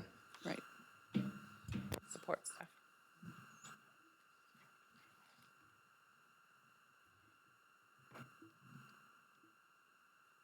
No data yet, but at least you had the opportunity to see what's to come. Any additional questions? Thank you. Thank you for the information, that's really helpful. I feel like I'm doing a lot of talking tonight as board president because there's only two of us. Well, my job is really to help facilitate the other board members discussing stuff, and then I usually throw in at the end, but, well, I guess when there's only two of us, then do 50% of the talking. Thank you all. All right, so next we have our elementary and secondary school emergency relief fund update, which those are the ESSER dollars that you've probably heard the district and the board discuss. Yes, and Mel and I are presenting. Doug Shawcroft is our grant accountant. Unfortunately, he's not going to be here, so if there are some more detailed questions that you want to know specifically, we're going to talk big buckets, big spending buckets. But if there are any additional data or numbers that you want, and we cannot answer it, we will make sure that Dr. Hill has that information. And so, okay, thank you for the opportunity to share a little bit about District 51 and how we've used the Elementary Secondary School Emergency Relief Funds, or ESSER. ESSER funds have provided Colorado school districts with historic opportunity to invest in strategies that would support students, families, and educators in responding to the pandemic, accelerating recovery efforts, and promoting student success. ESSER funds were provided to states and from the states to school districts, primarily based on Title I funding. Through multiple allocations. These funds are one-time, meaning they are not ongoing and must be spent by a certain date. We'll go over each of the allocations, their timelines, and then their amounts. Back in 2020, seems so long ago, during the first wave of the pandemic, we were faced with unprecedented disruptions and seemingly impossible challenge of providing quality and equitable education opportunities for all of our students. The decision on how to spend these resources has been inherently and intentionally focused on our district's specific and unique needs. And they're aligned to our vision of engage, equip, empower each student each and every day. These funds have helped us better address the effects of the pandemic and its significant interruptions of teaching and learning. D51 is committed to ensure that every student has the necessary support to thrive in school in the wake of this pandemic. All right, this is a busy slide, but this is a funding timeline showing the various federal grants related to COVID and the simultaneous impacts that Colorado school districts were facing through state funding reductions. While it may be a bit hard to see at first glance, pay attention to the bar in the middle that has the years in red, orange, yellow, and green. Above that, the colored arrows above the bar indicate the federal funds received and when the funds need or needed to be spent. You'll note that CRF and ESSER 1 have both, their timelines are completed. ESSER 2 will expire at the end of this month, September 30th, 2023, leaving ESSER 3 available to districts through next September for spending. Below the colored line illustrates state funding to districts. It's important to note that the polarity between the top and the bottom in that CRF and ESSER dollars were first distributed to districts when state funding shortfalls were at an all-time high, a result of COVID's impact on the state's economy. Again, while all the one-time federal stimulus dollars will expire by September 30th, 2024, they have significantly helped local students and communities weather the immediate and lasting effects of the pandemic. So looking specifically at District 51, the ongoing shortfall in state funding to Colorado school districts doubled from 2019-20 to 2020-21, resulting in a year-to-year decrease of nearly 5% to our per pupil funding that's shown on the right side there. This is probably information you're familiar with already, but D51's funding is one of the lowest in the state, and we rely heavily on state share, which accounts for 68% of the per pupil funding we receive. The loss in state share numbers in red signify the amounts of funding shortfalls which had to be absorbed during the years 2020 to 21 to 2022-23. Another graphic that's been shared previously depicts that cumulatively these shortfalls have reduced D51's funding over $247 million and span more than an entire generation of K-12 students. In relation to COVID funds, these COVID dollars have been critical to addressing the many additional needs brought on by COVID within these budgetary constraints. These are the allocations from the various COVID-related grants that were available to D51 from each of the funding sources. The first dollars to be shared with the district were the Coronavirus Relief Fund, or CRF, followed closely by ESSER 1, both in the spring of 2020. ESSER 2 was then announced in December 2020, and finally ESSER 3, which was signed into law in March of 2021. Each one had their own intricacies, but to date, D51 has expended all but the ESSER 3 allocation, for which spending continues this year, and Jen will now share information about the purposes for each of these grants and the critical needs they have addressed. We've been working hard to allocate these resources with fidelity to the specific needs of our students, staff, and community. This slide identifies each of the allocations by name and its purpose. The color of each of the ESSER fund allocation also aligns to the timeline that you just saw. So, one slide, but I've got a lot of words. So Mel had all of her words over multiple slides, but please bear with me. We're going to go around this graphic. Each of our ESSER resource allocations were designed to have a specific benefit, whether it's safe schools through HVAC upgrades, accelerating learning through summer school or interventions, or improving student well-being through mental health supports. These allocations were prioritized to better enable us to meet student needs of staff, student and staff needs. Over the past 3 years, D51 has prioritized these funds in 4 big spending buckets. safe and healthy learning environments, addressing lost learning and accelerated learning, support and stability for educators, and providing mental health support for students. So the first bucket, safe and healthy learning environments. The pandemic elevated the critical role of safe and accessible school buildings and classrooms. These federal pandemic recovery funds have enabled our district to invest in cleaning and disinfecting, contact tracing, hand washing, and sanitizing stations and other COVID-19 mitigation measures that helped our schools remain open and limit school closures and serve students during an incredibly challenging time. The next bucket, lost learning and accelerated learning. D51 remains committed or dedicated to COVID-19 pandemic recovery and providing the best resources to accelerate learning outcomes for all students. We have prioritized proven approaches to accelerate learning and increase student achievement by expanding summer school, providing evidence-based interventions, offering quality professional development, and teacher collaboration time. ESSER funds have enabled our district to better address learning gaps in both teacher and student learning. Student mental health. We understand that the experience of the pandemic took a mental toll on our students. Research says that students learn and achieve higher levels when they feel safe and supported in their learning environments, in addition to having trusting relationships with adults that surround them. To support their social, emotional, and mental health needs of our students, we use the ESSER funds to hire additional nurses, counselors, mental health therapists, behavior interventionists, and a suicide prevention specialist. The pandemic has taken a toll on our nation's students, and D51 has not been immune to these struggles. Support and stability for educators. D51 is committed to ensuring that all students have access to great teachers and other educational staff. According to the most recent Colorado District Needs Inventory, workforce and staffing needs are major concerns for many of our districts throughout Colorado. Top issues include severe staffing shortages, not enough substitute teachers, staff burnout, and mental health needs. To fulfill this D51 vision, it is critical that our educators are well supported and equipped to provide quality learning experiences to our students.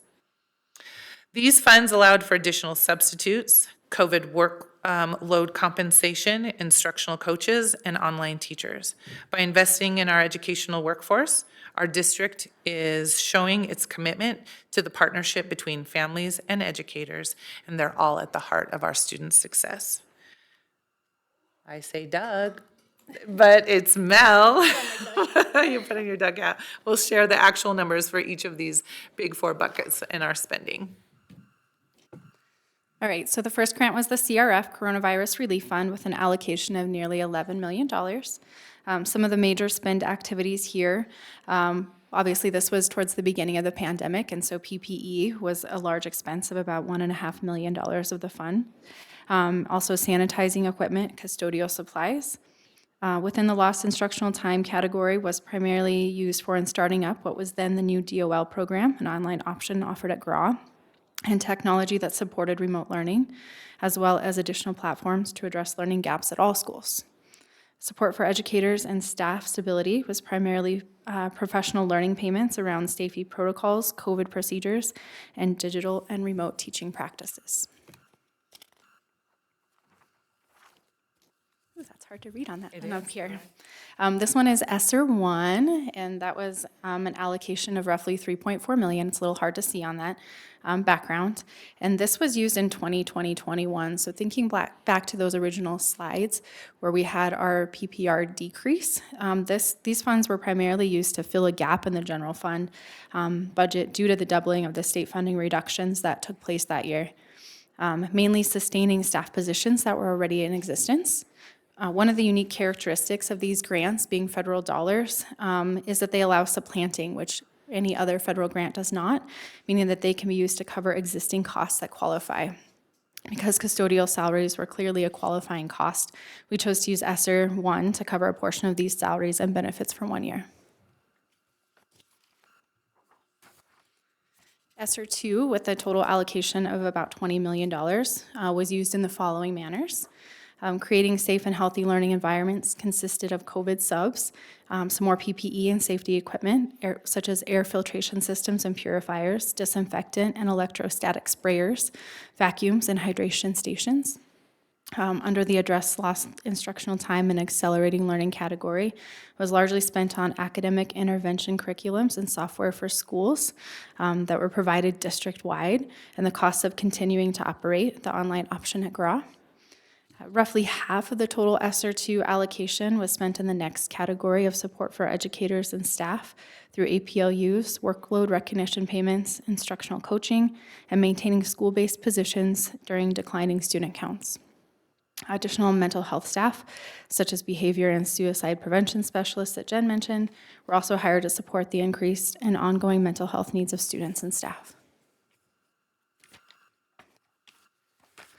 Lastly, in ESSER III, this had the largest allocation of $45 million within the Create Safe and Healthy Learning Environments. Again, staffing, such as health assistant additional hours and nursing positions, custodial cleaning equipment, and still a little bit of PPE.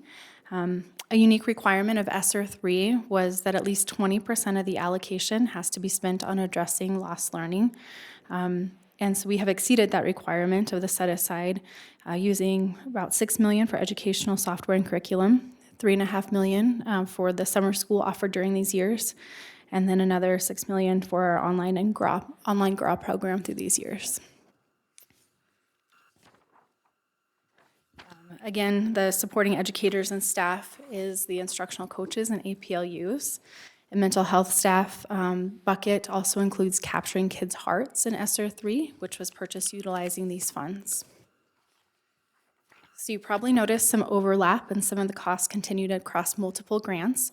That is, one funding stream ended, we were often able to continue the programs in the next COVID grant. And so putting these figures together across all of the grants, nearly 40% of the overall COVID funds have or are planned to be used for lost and accelerated learning. The next largest category is support and stabilities for educators at nearly 30%. Safe and healthy learning environments accounting for 13%. Indirect funds, which help sustain our general fund at 10%. And mental health needs and charter and private school allocations rounding out the remaining approximately 8% of the funds.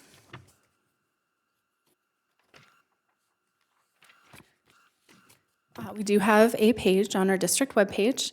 It's at d51schools.org/ESSER, where additional information can be found with specific narratives from our state budget, some graphs, as well as a feedback form.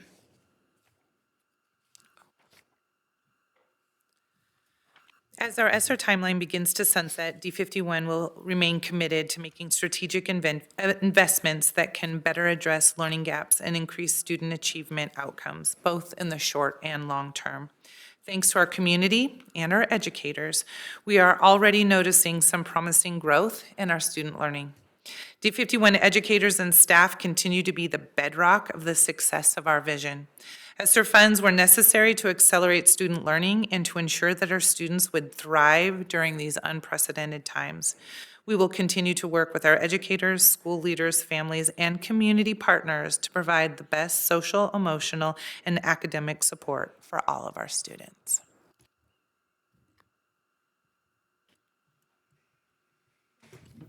Thank you. I have a question about how we are thinking about the programs that ESSER funded that we will not have funded anymore. And how are we thinking about that? How are we prioritizing what we're doing moving forward? And how are we assessing how effective those programs were? So I'll take a crack at it, and then if you want to add, Jen.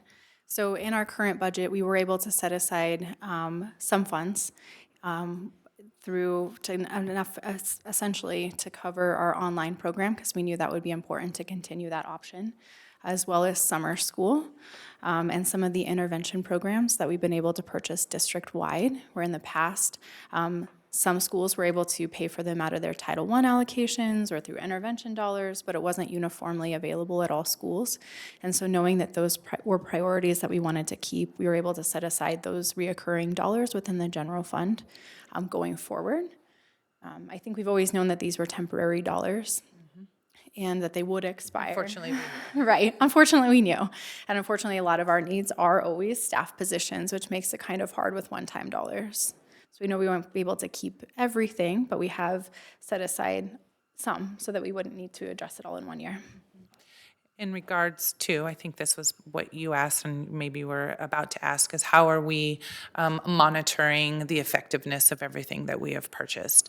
So of course, with all of our funds, especially specifically, I should say with our meal dollars, we do program evaluations. And so certainly we ask, there's some perception surveys that we ask our teachers, how do you feel? Was this resource easy to use? How were you using it? Would you use it with your own student?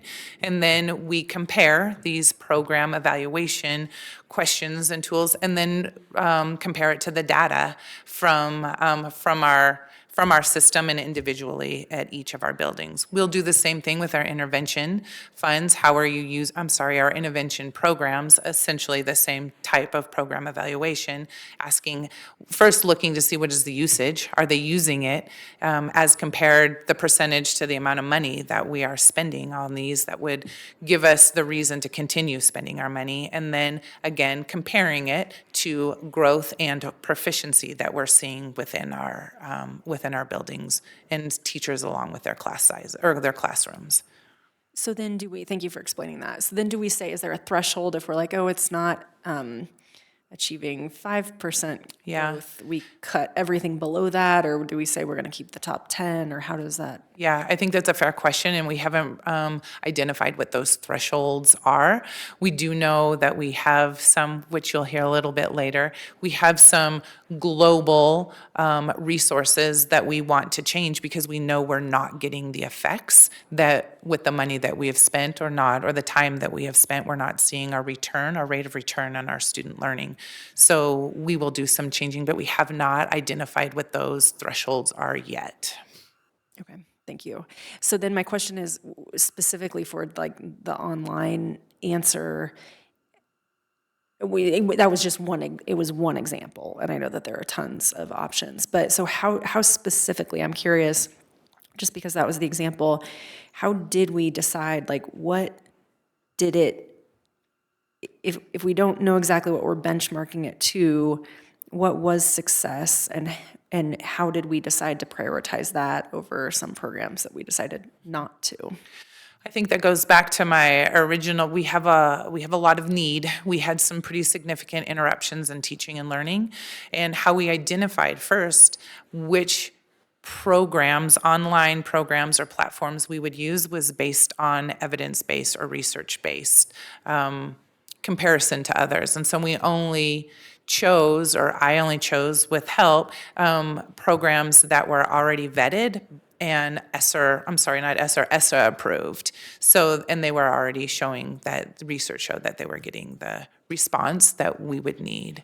But I'm a little confused when you asked about online. Are you specifically talking about like our online platforms or our online school? Online school. So specifically, so it's great that we used an evidence-based approach to choose that program. Of course you did, because that is your superpower and your job, and you're very good at it.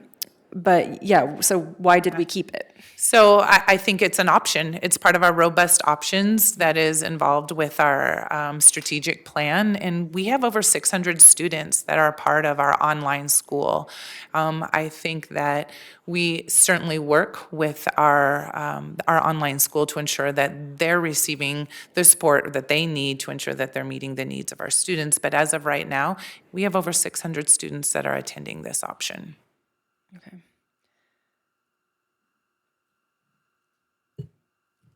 It's an option. Can you go back to the slide, the budget stabilization factor funding reductions? Yeah, it's the one with all the blue lines. I have a couple questions to make sure I'm interpreting it correctly. So these are the deficiencies, right, of the money that we did not get from 2009 to present. Correct. So for a total of almost 250 million. Yep. And the money we got from ESSER was just a little over 80 million. So, but really, so the 80 million doesn't really, I mean, if you just think about this from a budgetary standpoint, right? You have We have so many expenses or things that we actually couldn't spend money on because we didn't receive that money. $250 million worth. But then the $80 million that was given to us from the federal government to help with learning loss actually had to go towards things that we should have been getting money for and not really towards the things that we needed it to go for. I mean, it did. We got through some of those things with COVID, but I guess my point is that $80 million did not get us to the point of where we had a $250 million deficiency. There's no business I know that can run like this. And so obviously, in order for us to balance our budget, we cut a lot. Is that correct? A lot. I mean, I'm looking at years 2012, we were short 25 million, and then 2020 short 24 million. My point is to this, and correct me if I'm wrong, I think there's a misconception out there that people think we're going to continue to get a lot of money from the state of Colorado. That's obviously not the trend. It's just that this year, we just only were short by 3 million instead of 20 million. Am I looking at that correctly? No, you're looking at it exactly correctly. So a couple of things that I take away when I look at this is obviously the year 2021 and that big jump that we were going in the right direction and really coming out of that 2011-12 numbers, 2012-13, and then all of a sudden it doubled again, right? So there's some unpredictability in how we are funded through our state formula. And then, like, to your point, the big increases or the more significant increases that we've seen in recent years are because the budget stabilization factor has been bought down in some pretty sizable chunks. But then once that's gone, which hopefully is next year, we should go back to more stable funding and increases that are more based on inflation than digging out of this budget stabilization factor hole. I mean, this is just crazy. I mean, I just have a ton of respect for you and your team on how you guys actually figure out what money we're gonna have and how we budget, because some of these are dramatic differences from year to year in what we're gonna be able to spend, well, basically not spend, because it's all red. There's no money. And you said consistently we're 5% short? Like or what was it, like a prior two slides, I think there was something where our average is 5. It was on this one, and so that large increase on the year 2020-21, our per pupil funding went from 8,064 down to 7,700. So not only did we not get an inflationary increase that year, we went the opposite direction through a 5% reduction, and that's where the 5% was. Okay. But we don't know for sure if they're going. I mean, do we know if they're going to do away with the budget stabilization factor? This just doesn't seem like something our state can get I mean, our legislators can't seem to get this figured out. In theory, in the school bill passed last year, in theory, part of what was passed was that the budget stabilization factor would go away for 24-25. So that would mean that $3.4 million reduction would go back to zero, meaning for the first time we would be considered funded according to the funding formula since 2008, 2009. So that would be a big win in and of itself. But to your point, because the state has this mechanism in place where they can budget their own, they balance their own budget through this, even if it goes away, like when the next thing happens, it would probably come back. Well, I guess my question is if it just takes us to zero, then how do we know we're funded? I mean, all it's doing is just wiping out it's just basically saying, nope, now you're at zero, so you're technically funded, but does that mean we're funded? I mean, does that mean we still have the money that we need to be able to do our, resources? And I'm sorry, I'm getting a little like, Yeah. I don't mean for my tone to be that harsh. And it's not towards you, but I'm just saying, like, I don't know if our community understands that this is a very complex and frustrating issue, and to like constantly have to try to run the district in the red. So there is a committee at the state level that I think they've had their first meeting now where they are looking at that. Our formula that we get our funding is set back in 1994. Obviously, a lot of things have changed. We know our district is considered a floor district, meaning that of all the districts in the state, we receive from the lowest amount per student because of the way that the formula currently is laid out. So over the years, there have been attempts to change that formula and look at if it is equitable and if it is meeting the needs of all the districts that it's serving. And so that effort's underway.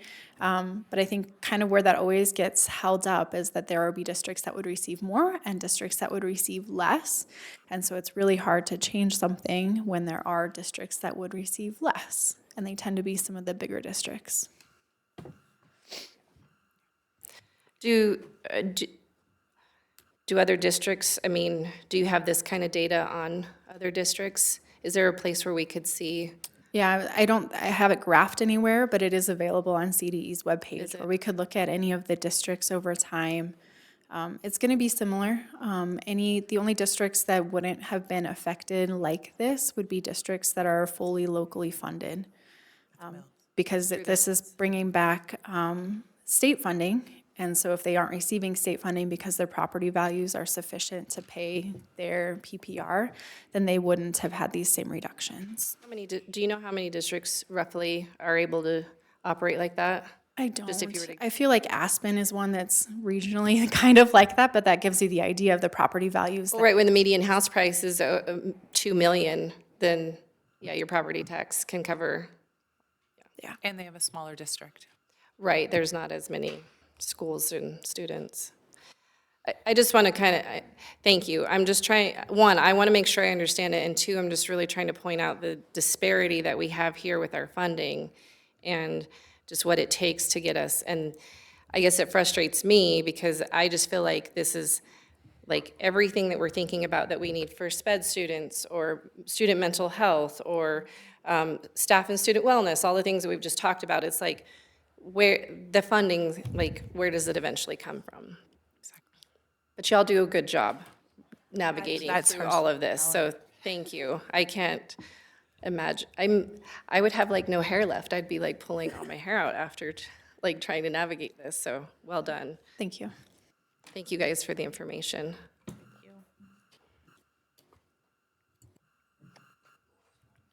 I think so. I just want to say one last thing, just as I'm trying to like sort the prioritization of, and as we're talking about our robust and aligned options and making sure that our robust and aligned options are meeting our standards, just like how we assess that and how we will develop a framework to assess that as we move forward with hopefully developing more robust and aligned options or supporting more or whatever that might look like. Yeah. Okay. Curious about that conversation moving forward. Absolutely.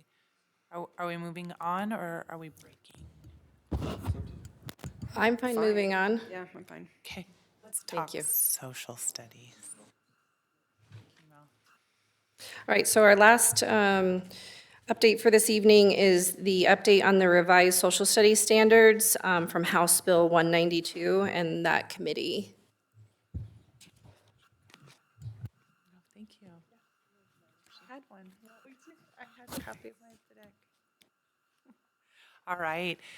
You all know, but I'd like to introduce or reintroduce Jackie Anderson, our Executive Director of Teaching and Learning. And yes, she's going to talk about social studies. Thank you. Actually, could we go back Yep. just one slide? Yep. So there's a revision date here. Thank you for inviting us to talk about curriculum, namely social studies. We've talked about, I don't think I'm on either, big changes in curriculum in each of the last 2 years. Early literacy with reading, and then science, our next gen standards, and recently with a new adoption in science. There are big changes in social studies too. There was a revision last year, December of 2022. And if you go to CDE's website, you would also be able to find the revision before that, which was 2020. And probably that strikes you as a quick turnaround, and it should. Struck us the same. Yeah, so the standards before that were, I think they were last revised in 2009 and revised in 2020. And those changes were substantial. Many more evidence outcomes, more content to teach, broader content, a lot more robust. And then the state moved to a cycle with curriculum rewrites, said we're going to put each content area on a cycle. And the first content area to be rewritten was social studies. And that's because there were a number of bills in the House that were being passed that dealt with social studies content and topics. And so the revision happened in quick order, again in 2022.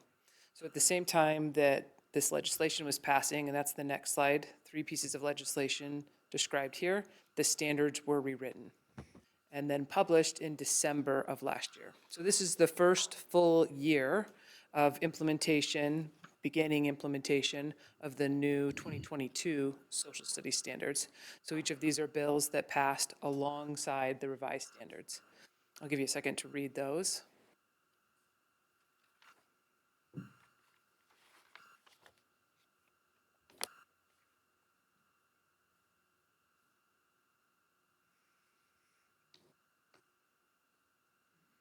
Yep. Can I just say, so for the one wherein the community is invited to discuss the content standards in history and civics, that doesn't mean that we can change the standards. The standards are the standards, but the community is invited to have a discussion about them, but the standards Yeah. are the standards. Yep, and we'll talk more about that later in this presentation. It's a unique expectation of the state. No other content area has that expectation. And so it's a great opportunity for our community to engage with the standards, and we haven't done that yet. We mean to do it this year, but then all districts would fall in line with a 6-year cycle of hosting a forum, to discuss the standards civilly about civics and history. That's the intent. If you go back to that one, oh, you're fast. Sorry. 13, House Bill 1336 is about primarily the Holocaust and the teaching of certain genocides. And as a system, as a Board of Education, you've addressed that one already. We've revised our 9th grade course, our Global Studies course, to include those studies. That wasn't before a part of our curricula, and so now that's part of graduation requirements for all students leaving our system. But I'll have more to say about that in a moment. House Bill 1192 is really about, and there's a phrase there, the contributions of historically marginalized groups. We see a lot of shifts in the standards related to House Bill 1192. And then finally, 67 is about strengthening the civic standards and especially Colorado standards. So with that, here are examples from each of those House bills capturing the shift. There's, I think, a couple of typos on the one in the middle, but I'll give you time on this slide.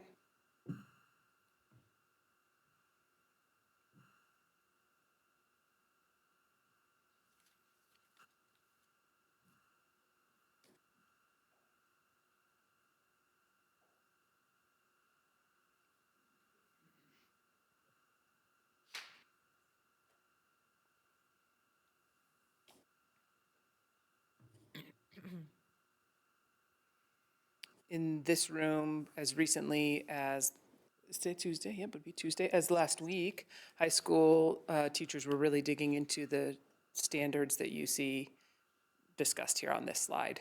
There are big changes. If I'm a high school social studies teacher, these are significant changes. So the next slide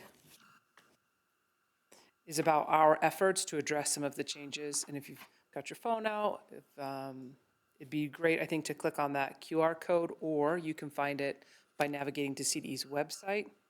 You find the social studies standards, and to the right, there's a menu, and one of those links is a summary of the changes.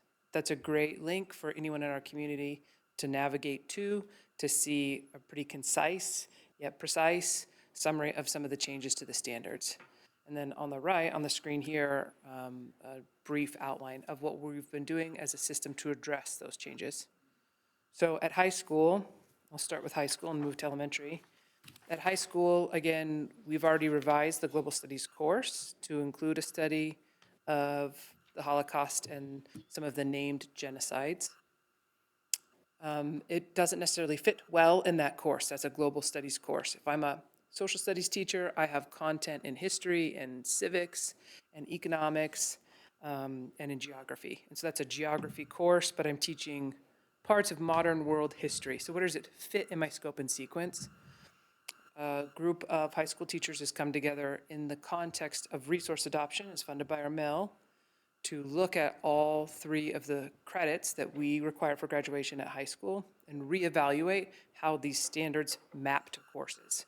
Because again, there are more standards here, there's more to teach, and I have 4 domains and 3 credits. So somewhere in there, I need to integrate some of that content. Where's the best place to integrate it?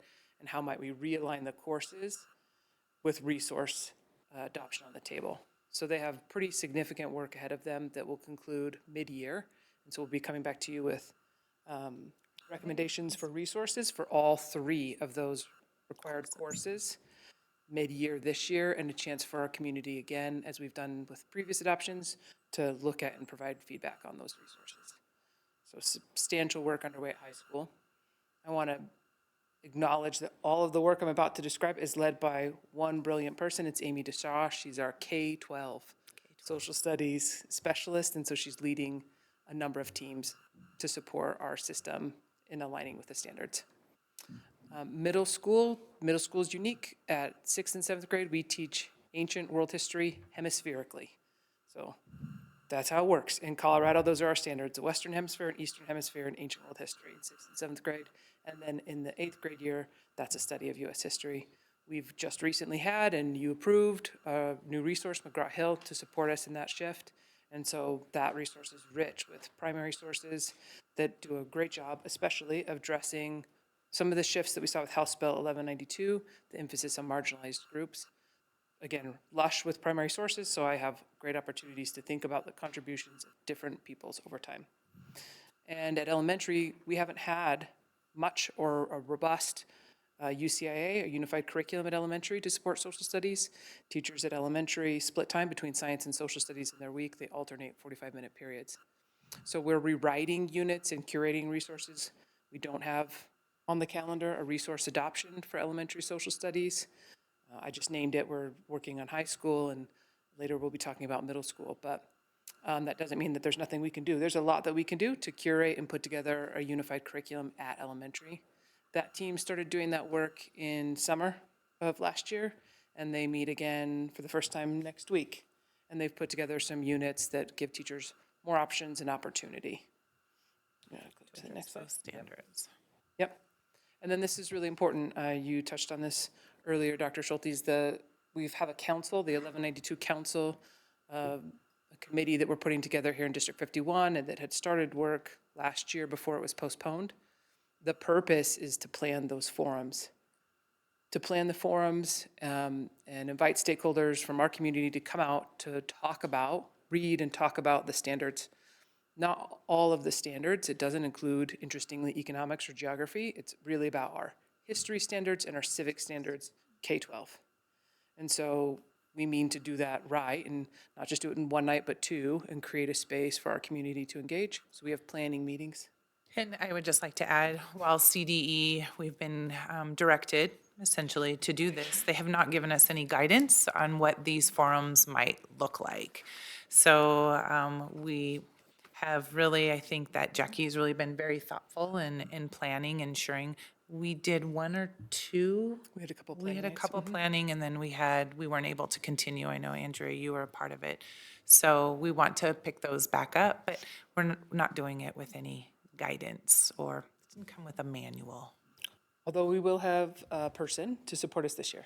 CDE sends someone from the House Bill 1192 group to be part of the process. And so last year we couldn't get that person assigned, but now we do have someone that will support us. So that'll be Maybe good. they'll bring a manual. I don't think there's a manual. There's just an opportunity. Is that from, I think there's a list of individuals that are part of that committee that is on the CDE website, right? So is it somebody from that list then that? That's my understanding. Okay. I don't know if that. I saw like a whole list of like different people that were part of that, and so, Yeah. okay, Don't have a name yet.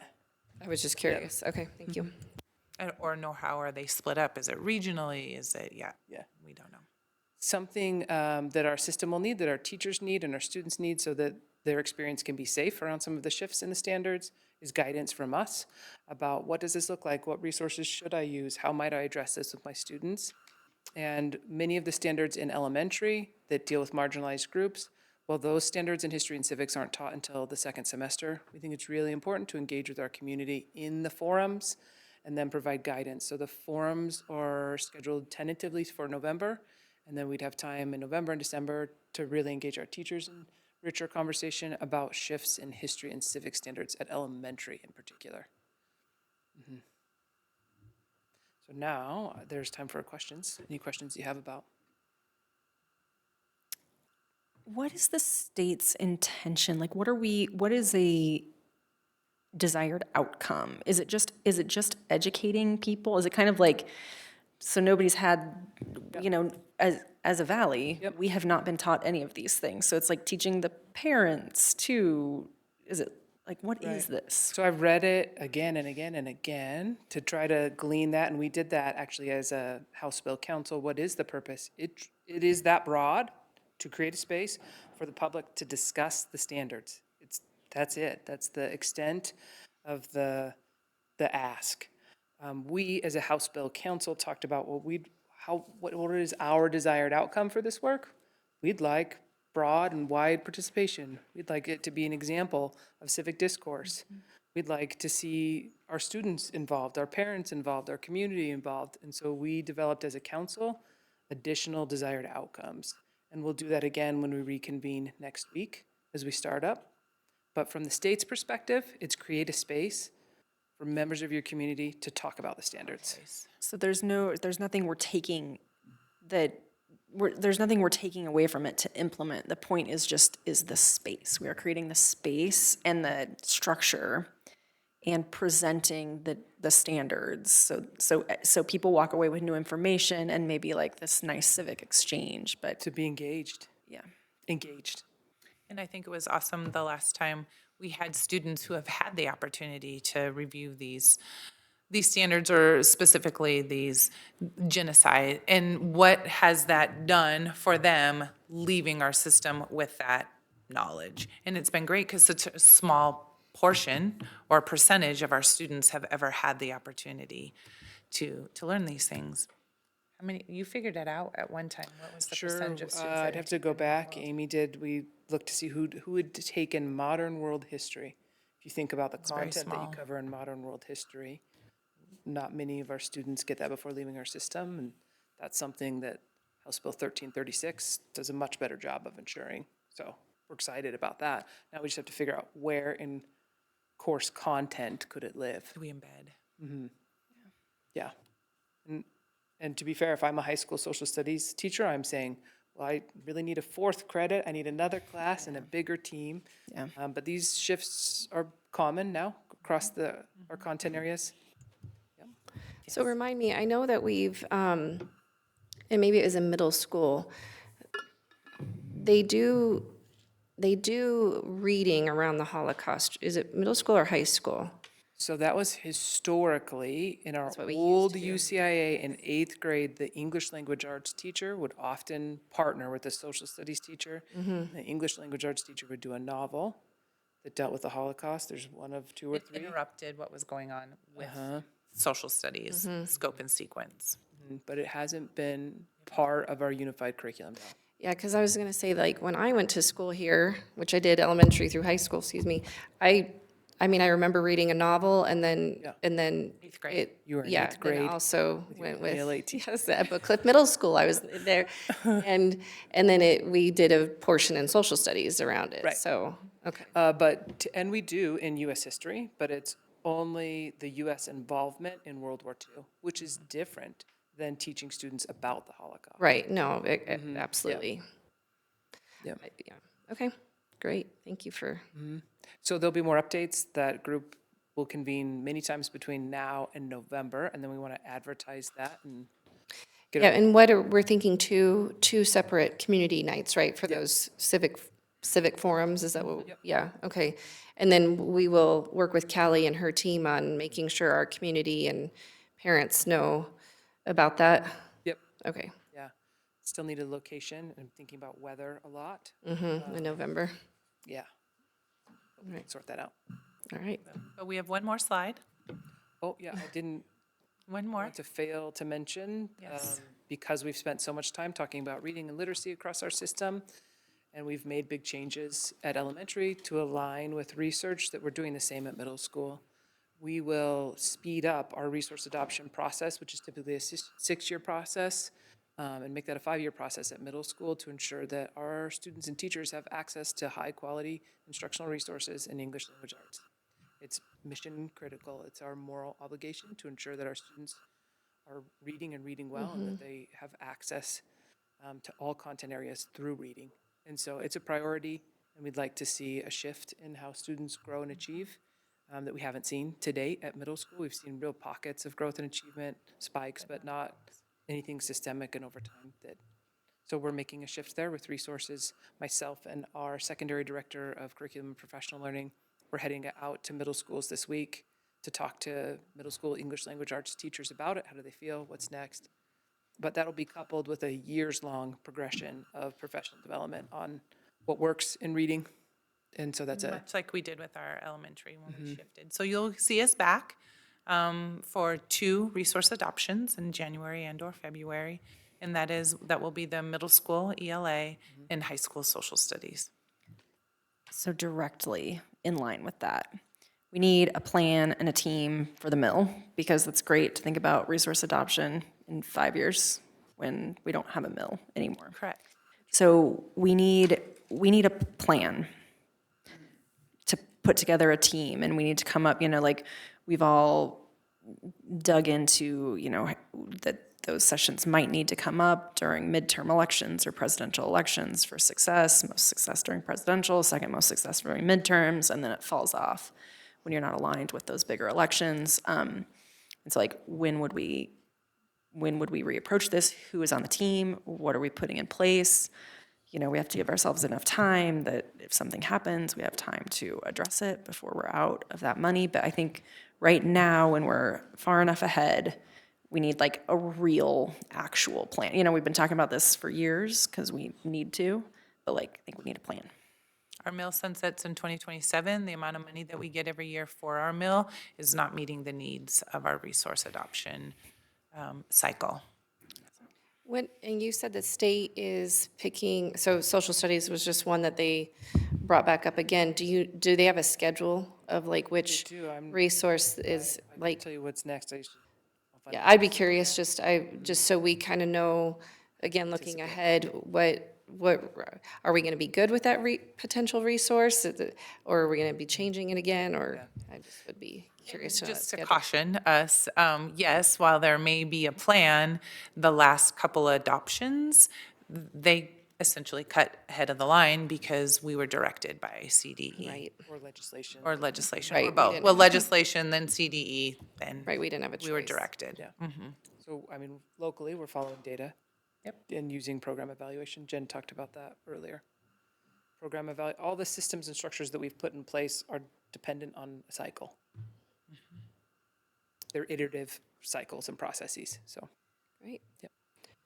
Thank you. Any other questions? I don't know if we have board members online or not, but I guess hard to say. So, all right, thank you so much for, Dr. Hill, do you have anything else? All right. Carrie, is there anything you'd like to discuss? This board open discussion. Well, last time I keep asking for we keep having the discussion about East Middle School closure and the impacts of that. And last time I'd asked when that information would be presented. And in that meeting, we had talked about having that presented in this meeting. And then right after the meeting, you followed up and said, perhaps we should discuss, we call them 2 2-in-1s, where it's 2 board members and Brian and any experts we need. And so that is the first line of discussions that we will have. And then after that, we will be discussing that information publicly. So I just wanted to give everybody an update. I get a lot of questions about it. And so just want folks to know that it is still happening, but we'll talk amongst ourselves first, and then we'll follow up soon. Yeah, and I think along with that too, I know I've had a lot of community members ask about what is the plan for the East Building, which I know it kind of goes into play with our long-range facility master plan, but I think if there's any kind of inkling or information that we could get out to our community, sooner rather than later, might be helpful. Or if I don't know whether we're going to plan to have some open community meetings too. I know I send all the feedback I get and ideas on to Clint, because there's a bunch of people who are inquiring, but I think I think there's still a lot of questions around that, so if we could. We've, and Jen and myself and Callie, I can't remember if Nikki was in on that conversation, but we've already started planning out some some sort of like a town hall, just to talk about future use of that building. So we'll put out some information soon on when that would be. And, we've got some ideas for what it could be used for, but we want to hear from the community surrounding the east building to see what their hopes and aspirations are for it. So we'll put out some information about that. Okay, thank you. Anything else? Did you want to talk about the CASB? Oh, yeah, well, so each October, the Colorado Association of School Boards, what we call CASB, has their delegate assembly. So they send out a packet of resolutions that different districts have proposed to CASB. So I have agenda setting tomorrow with Dr. Hill.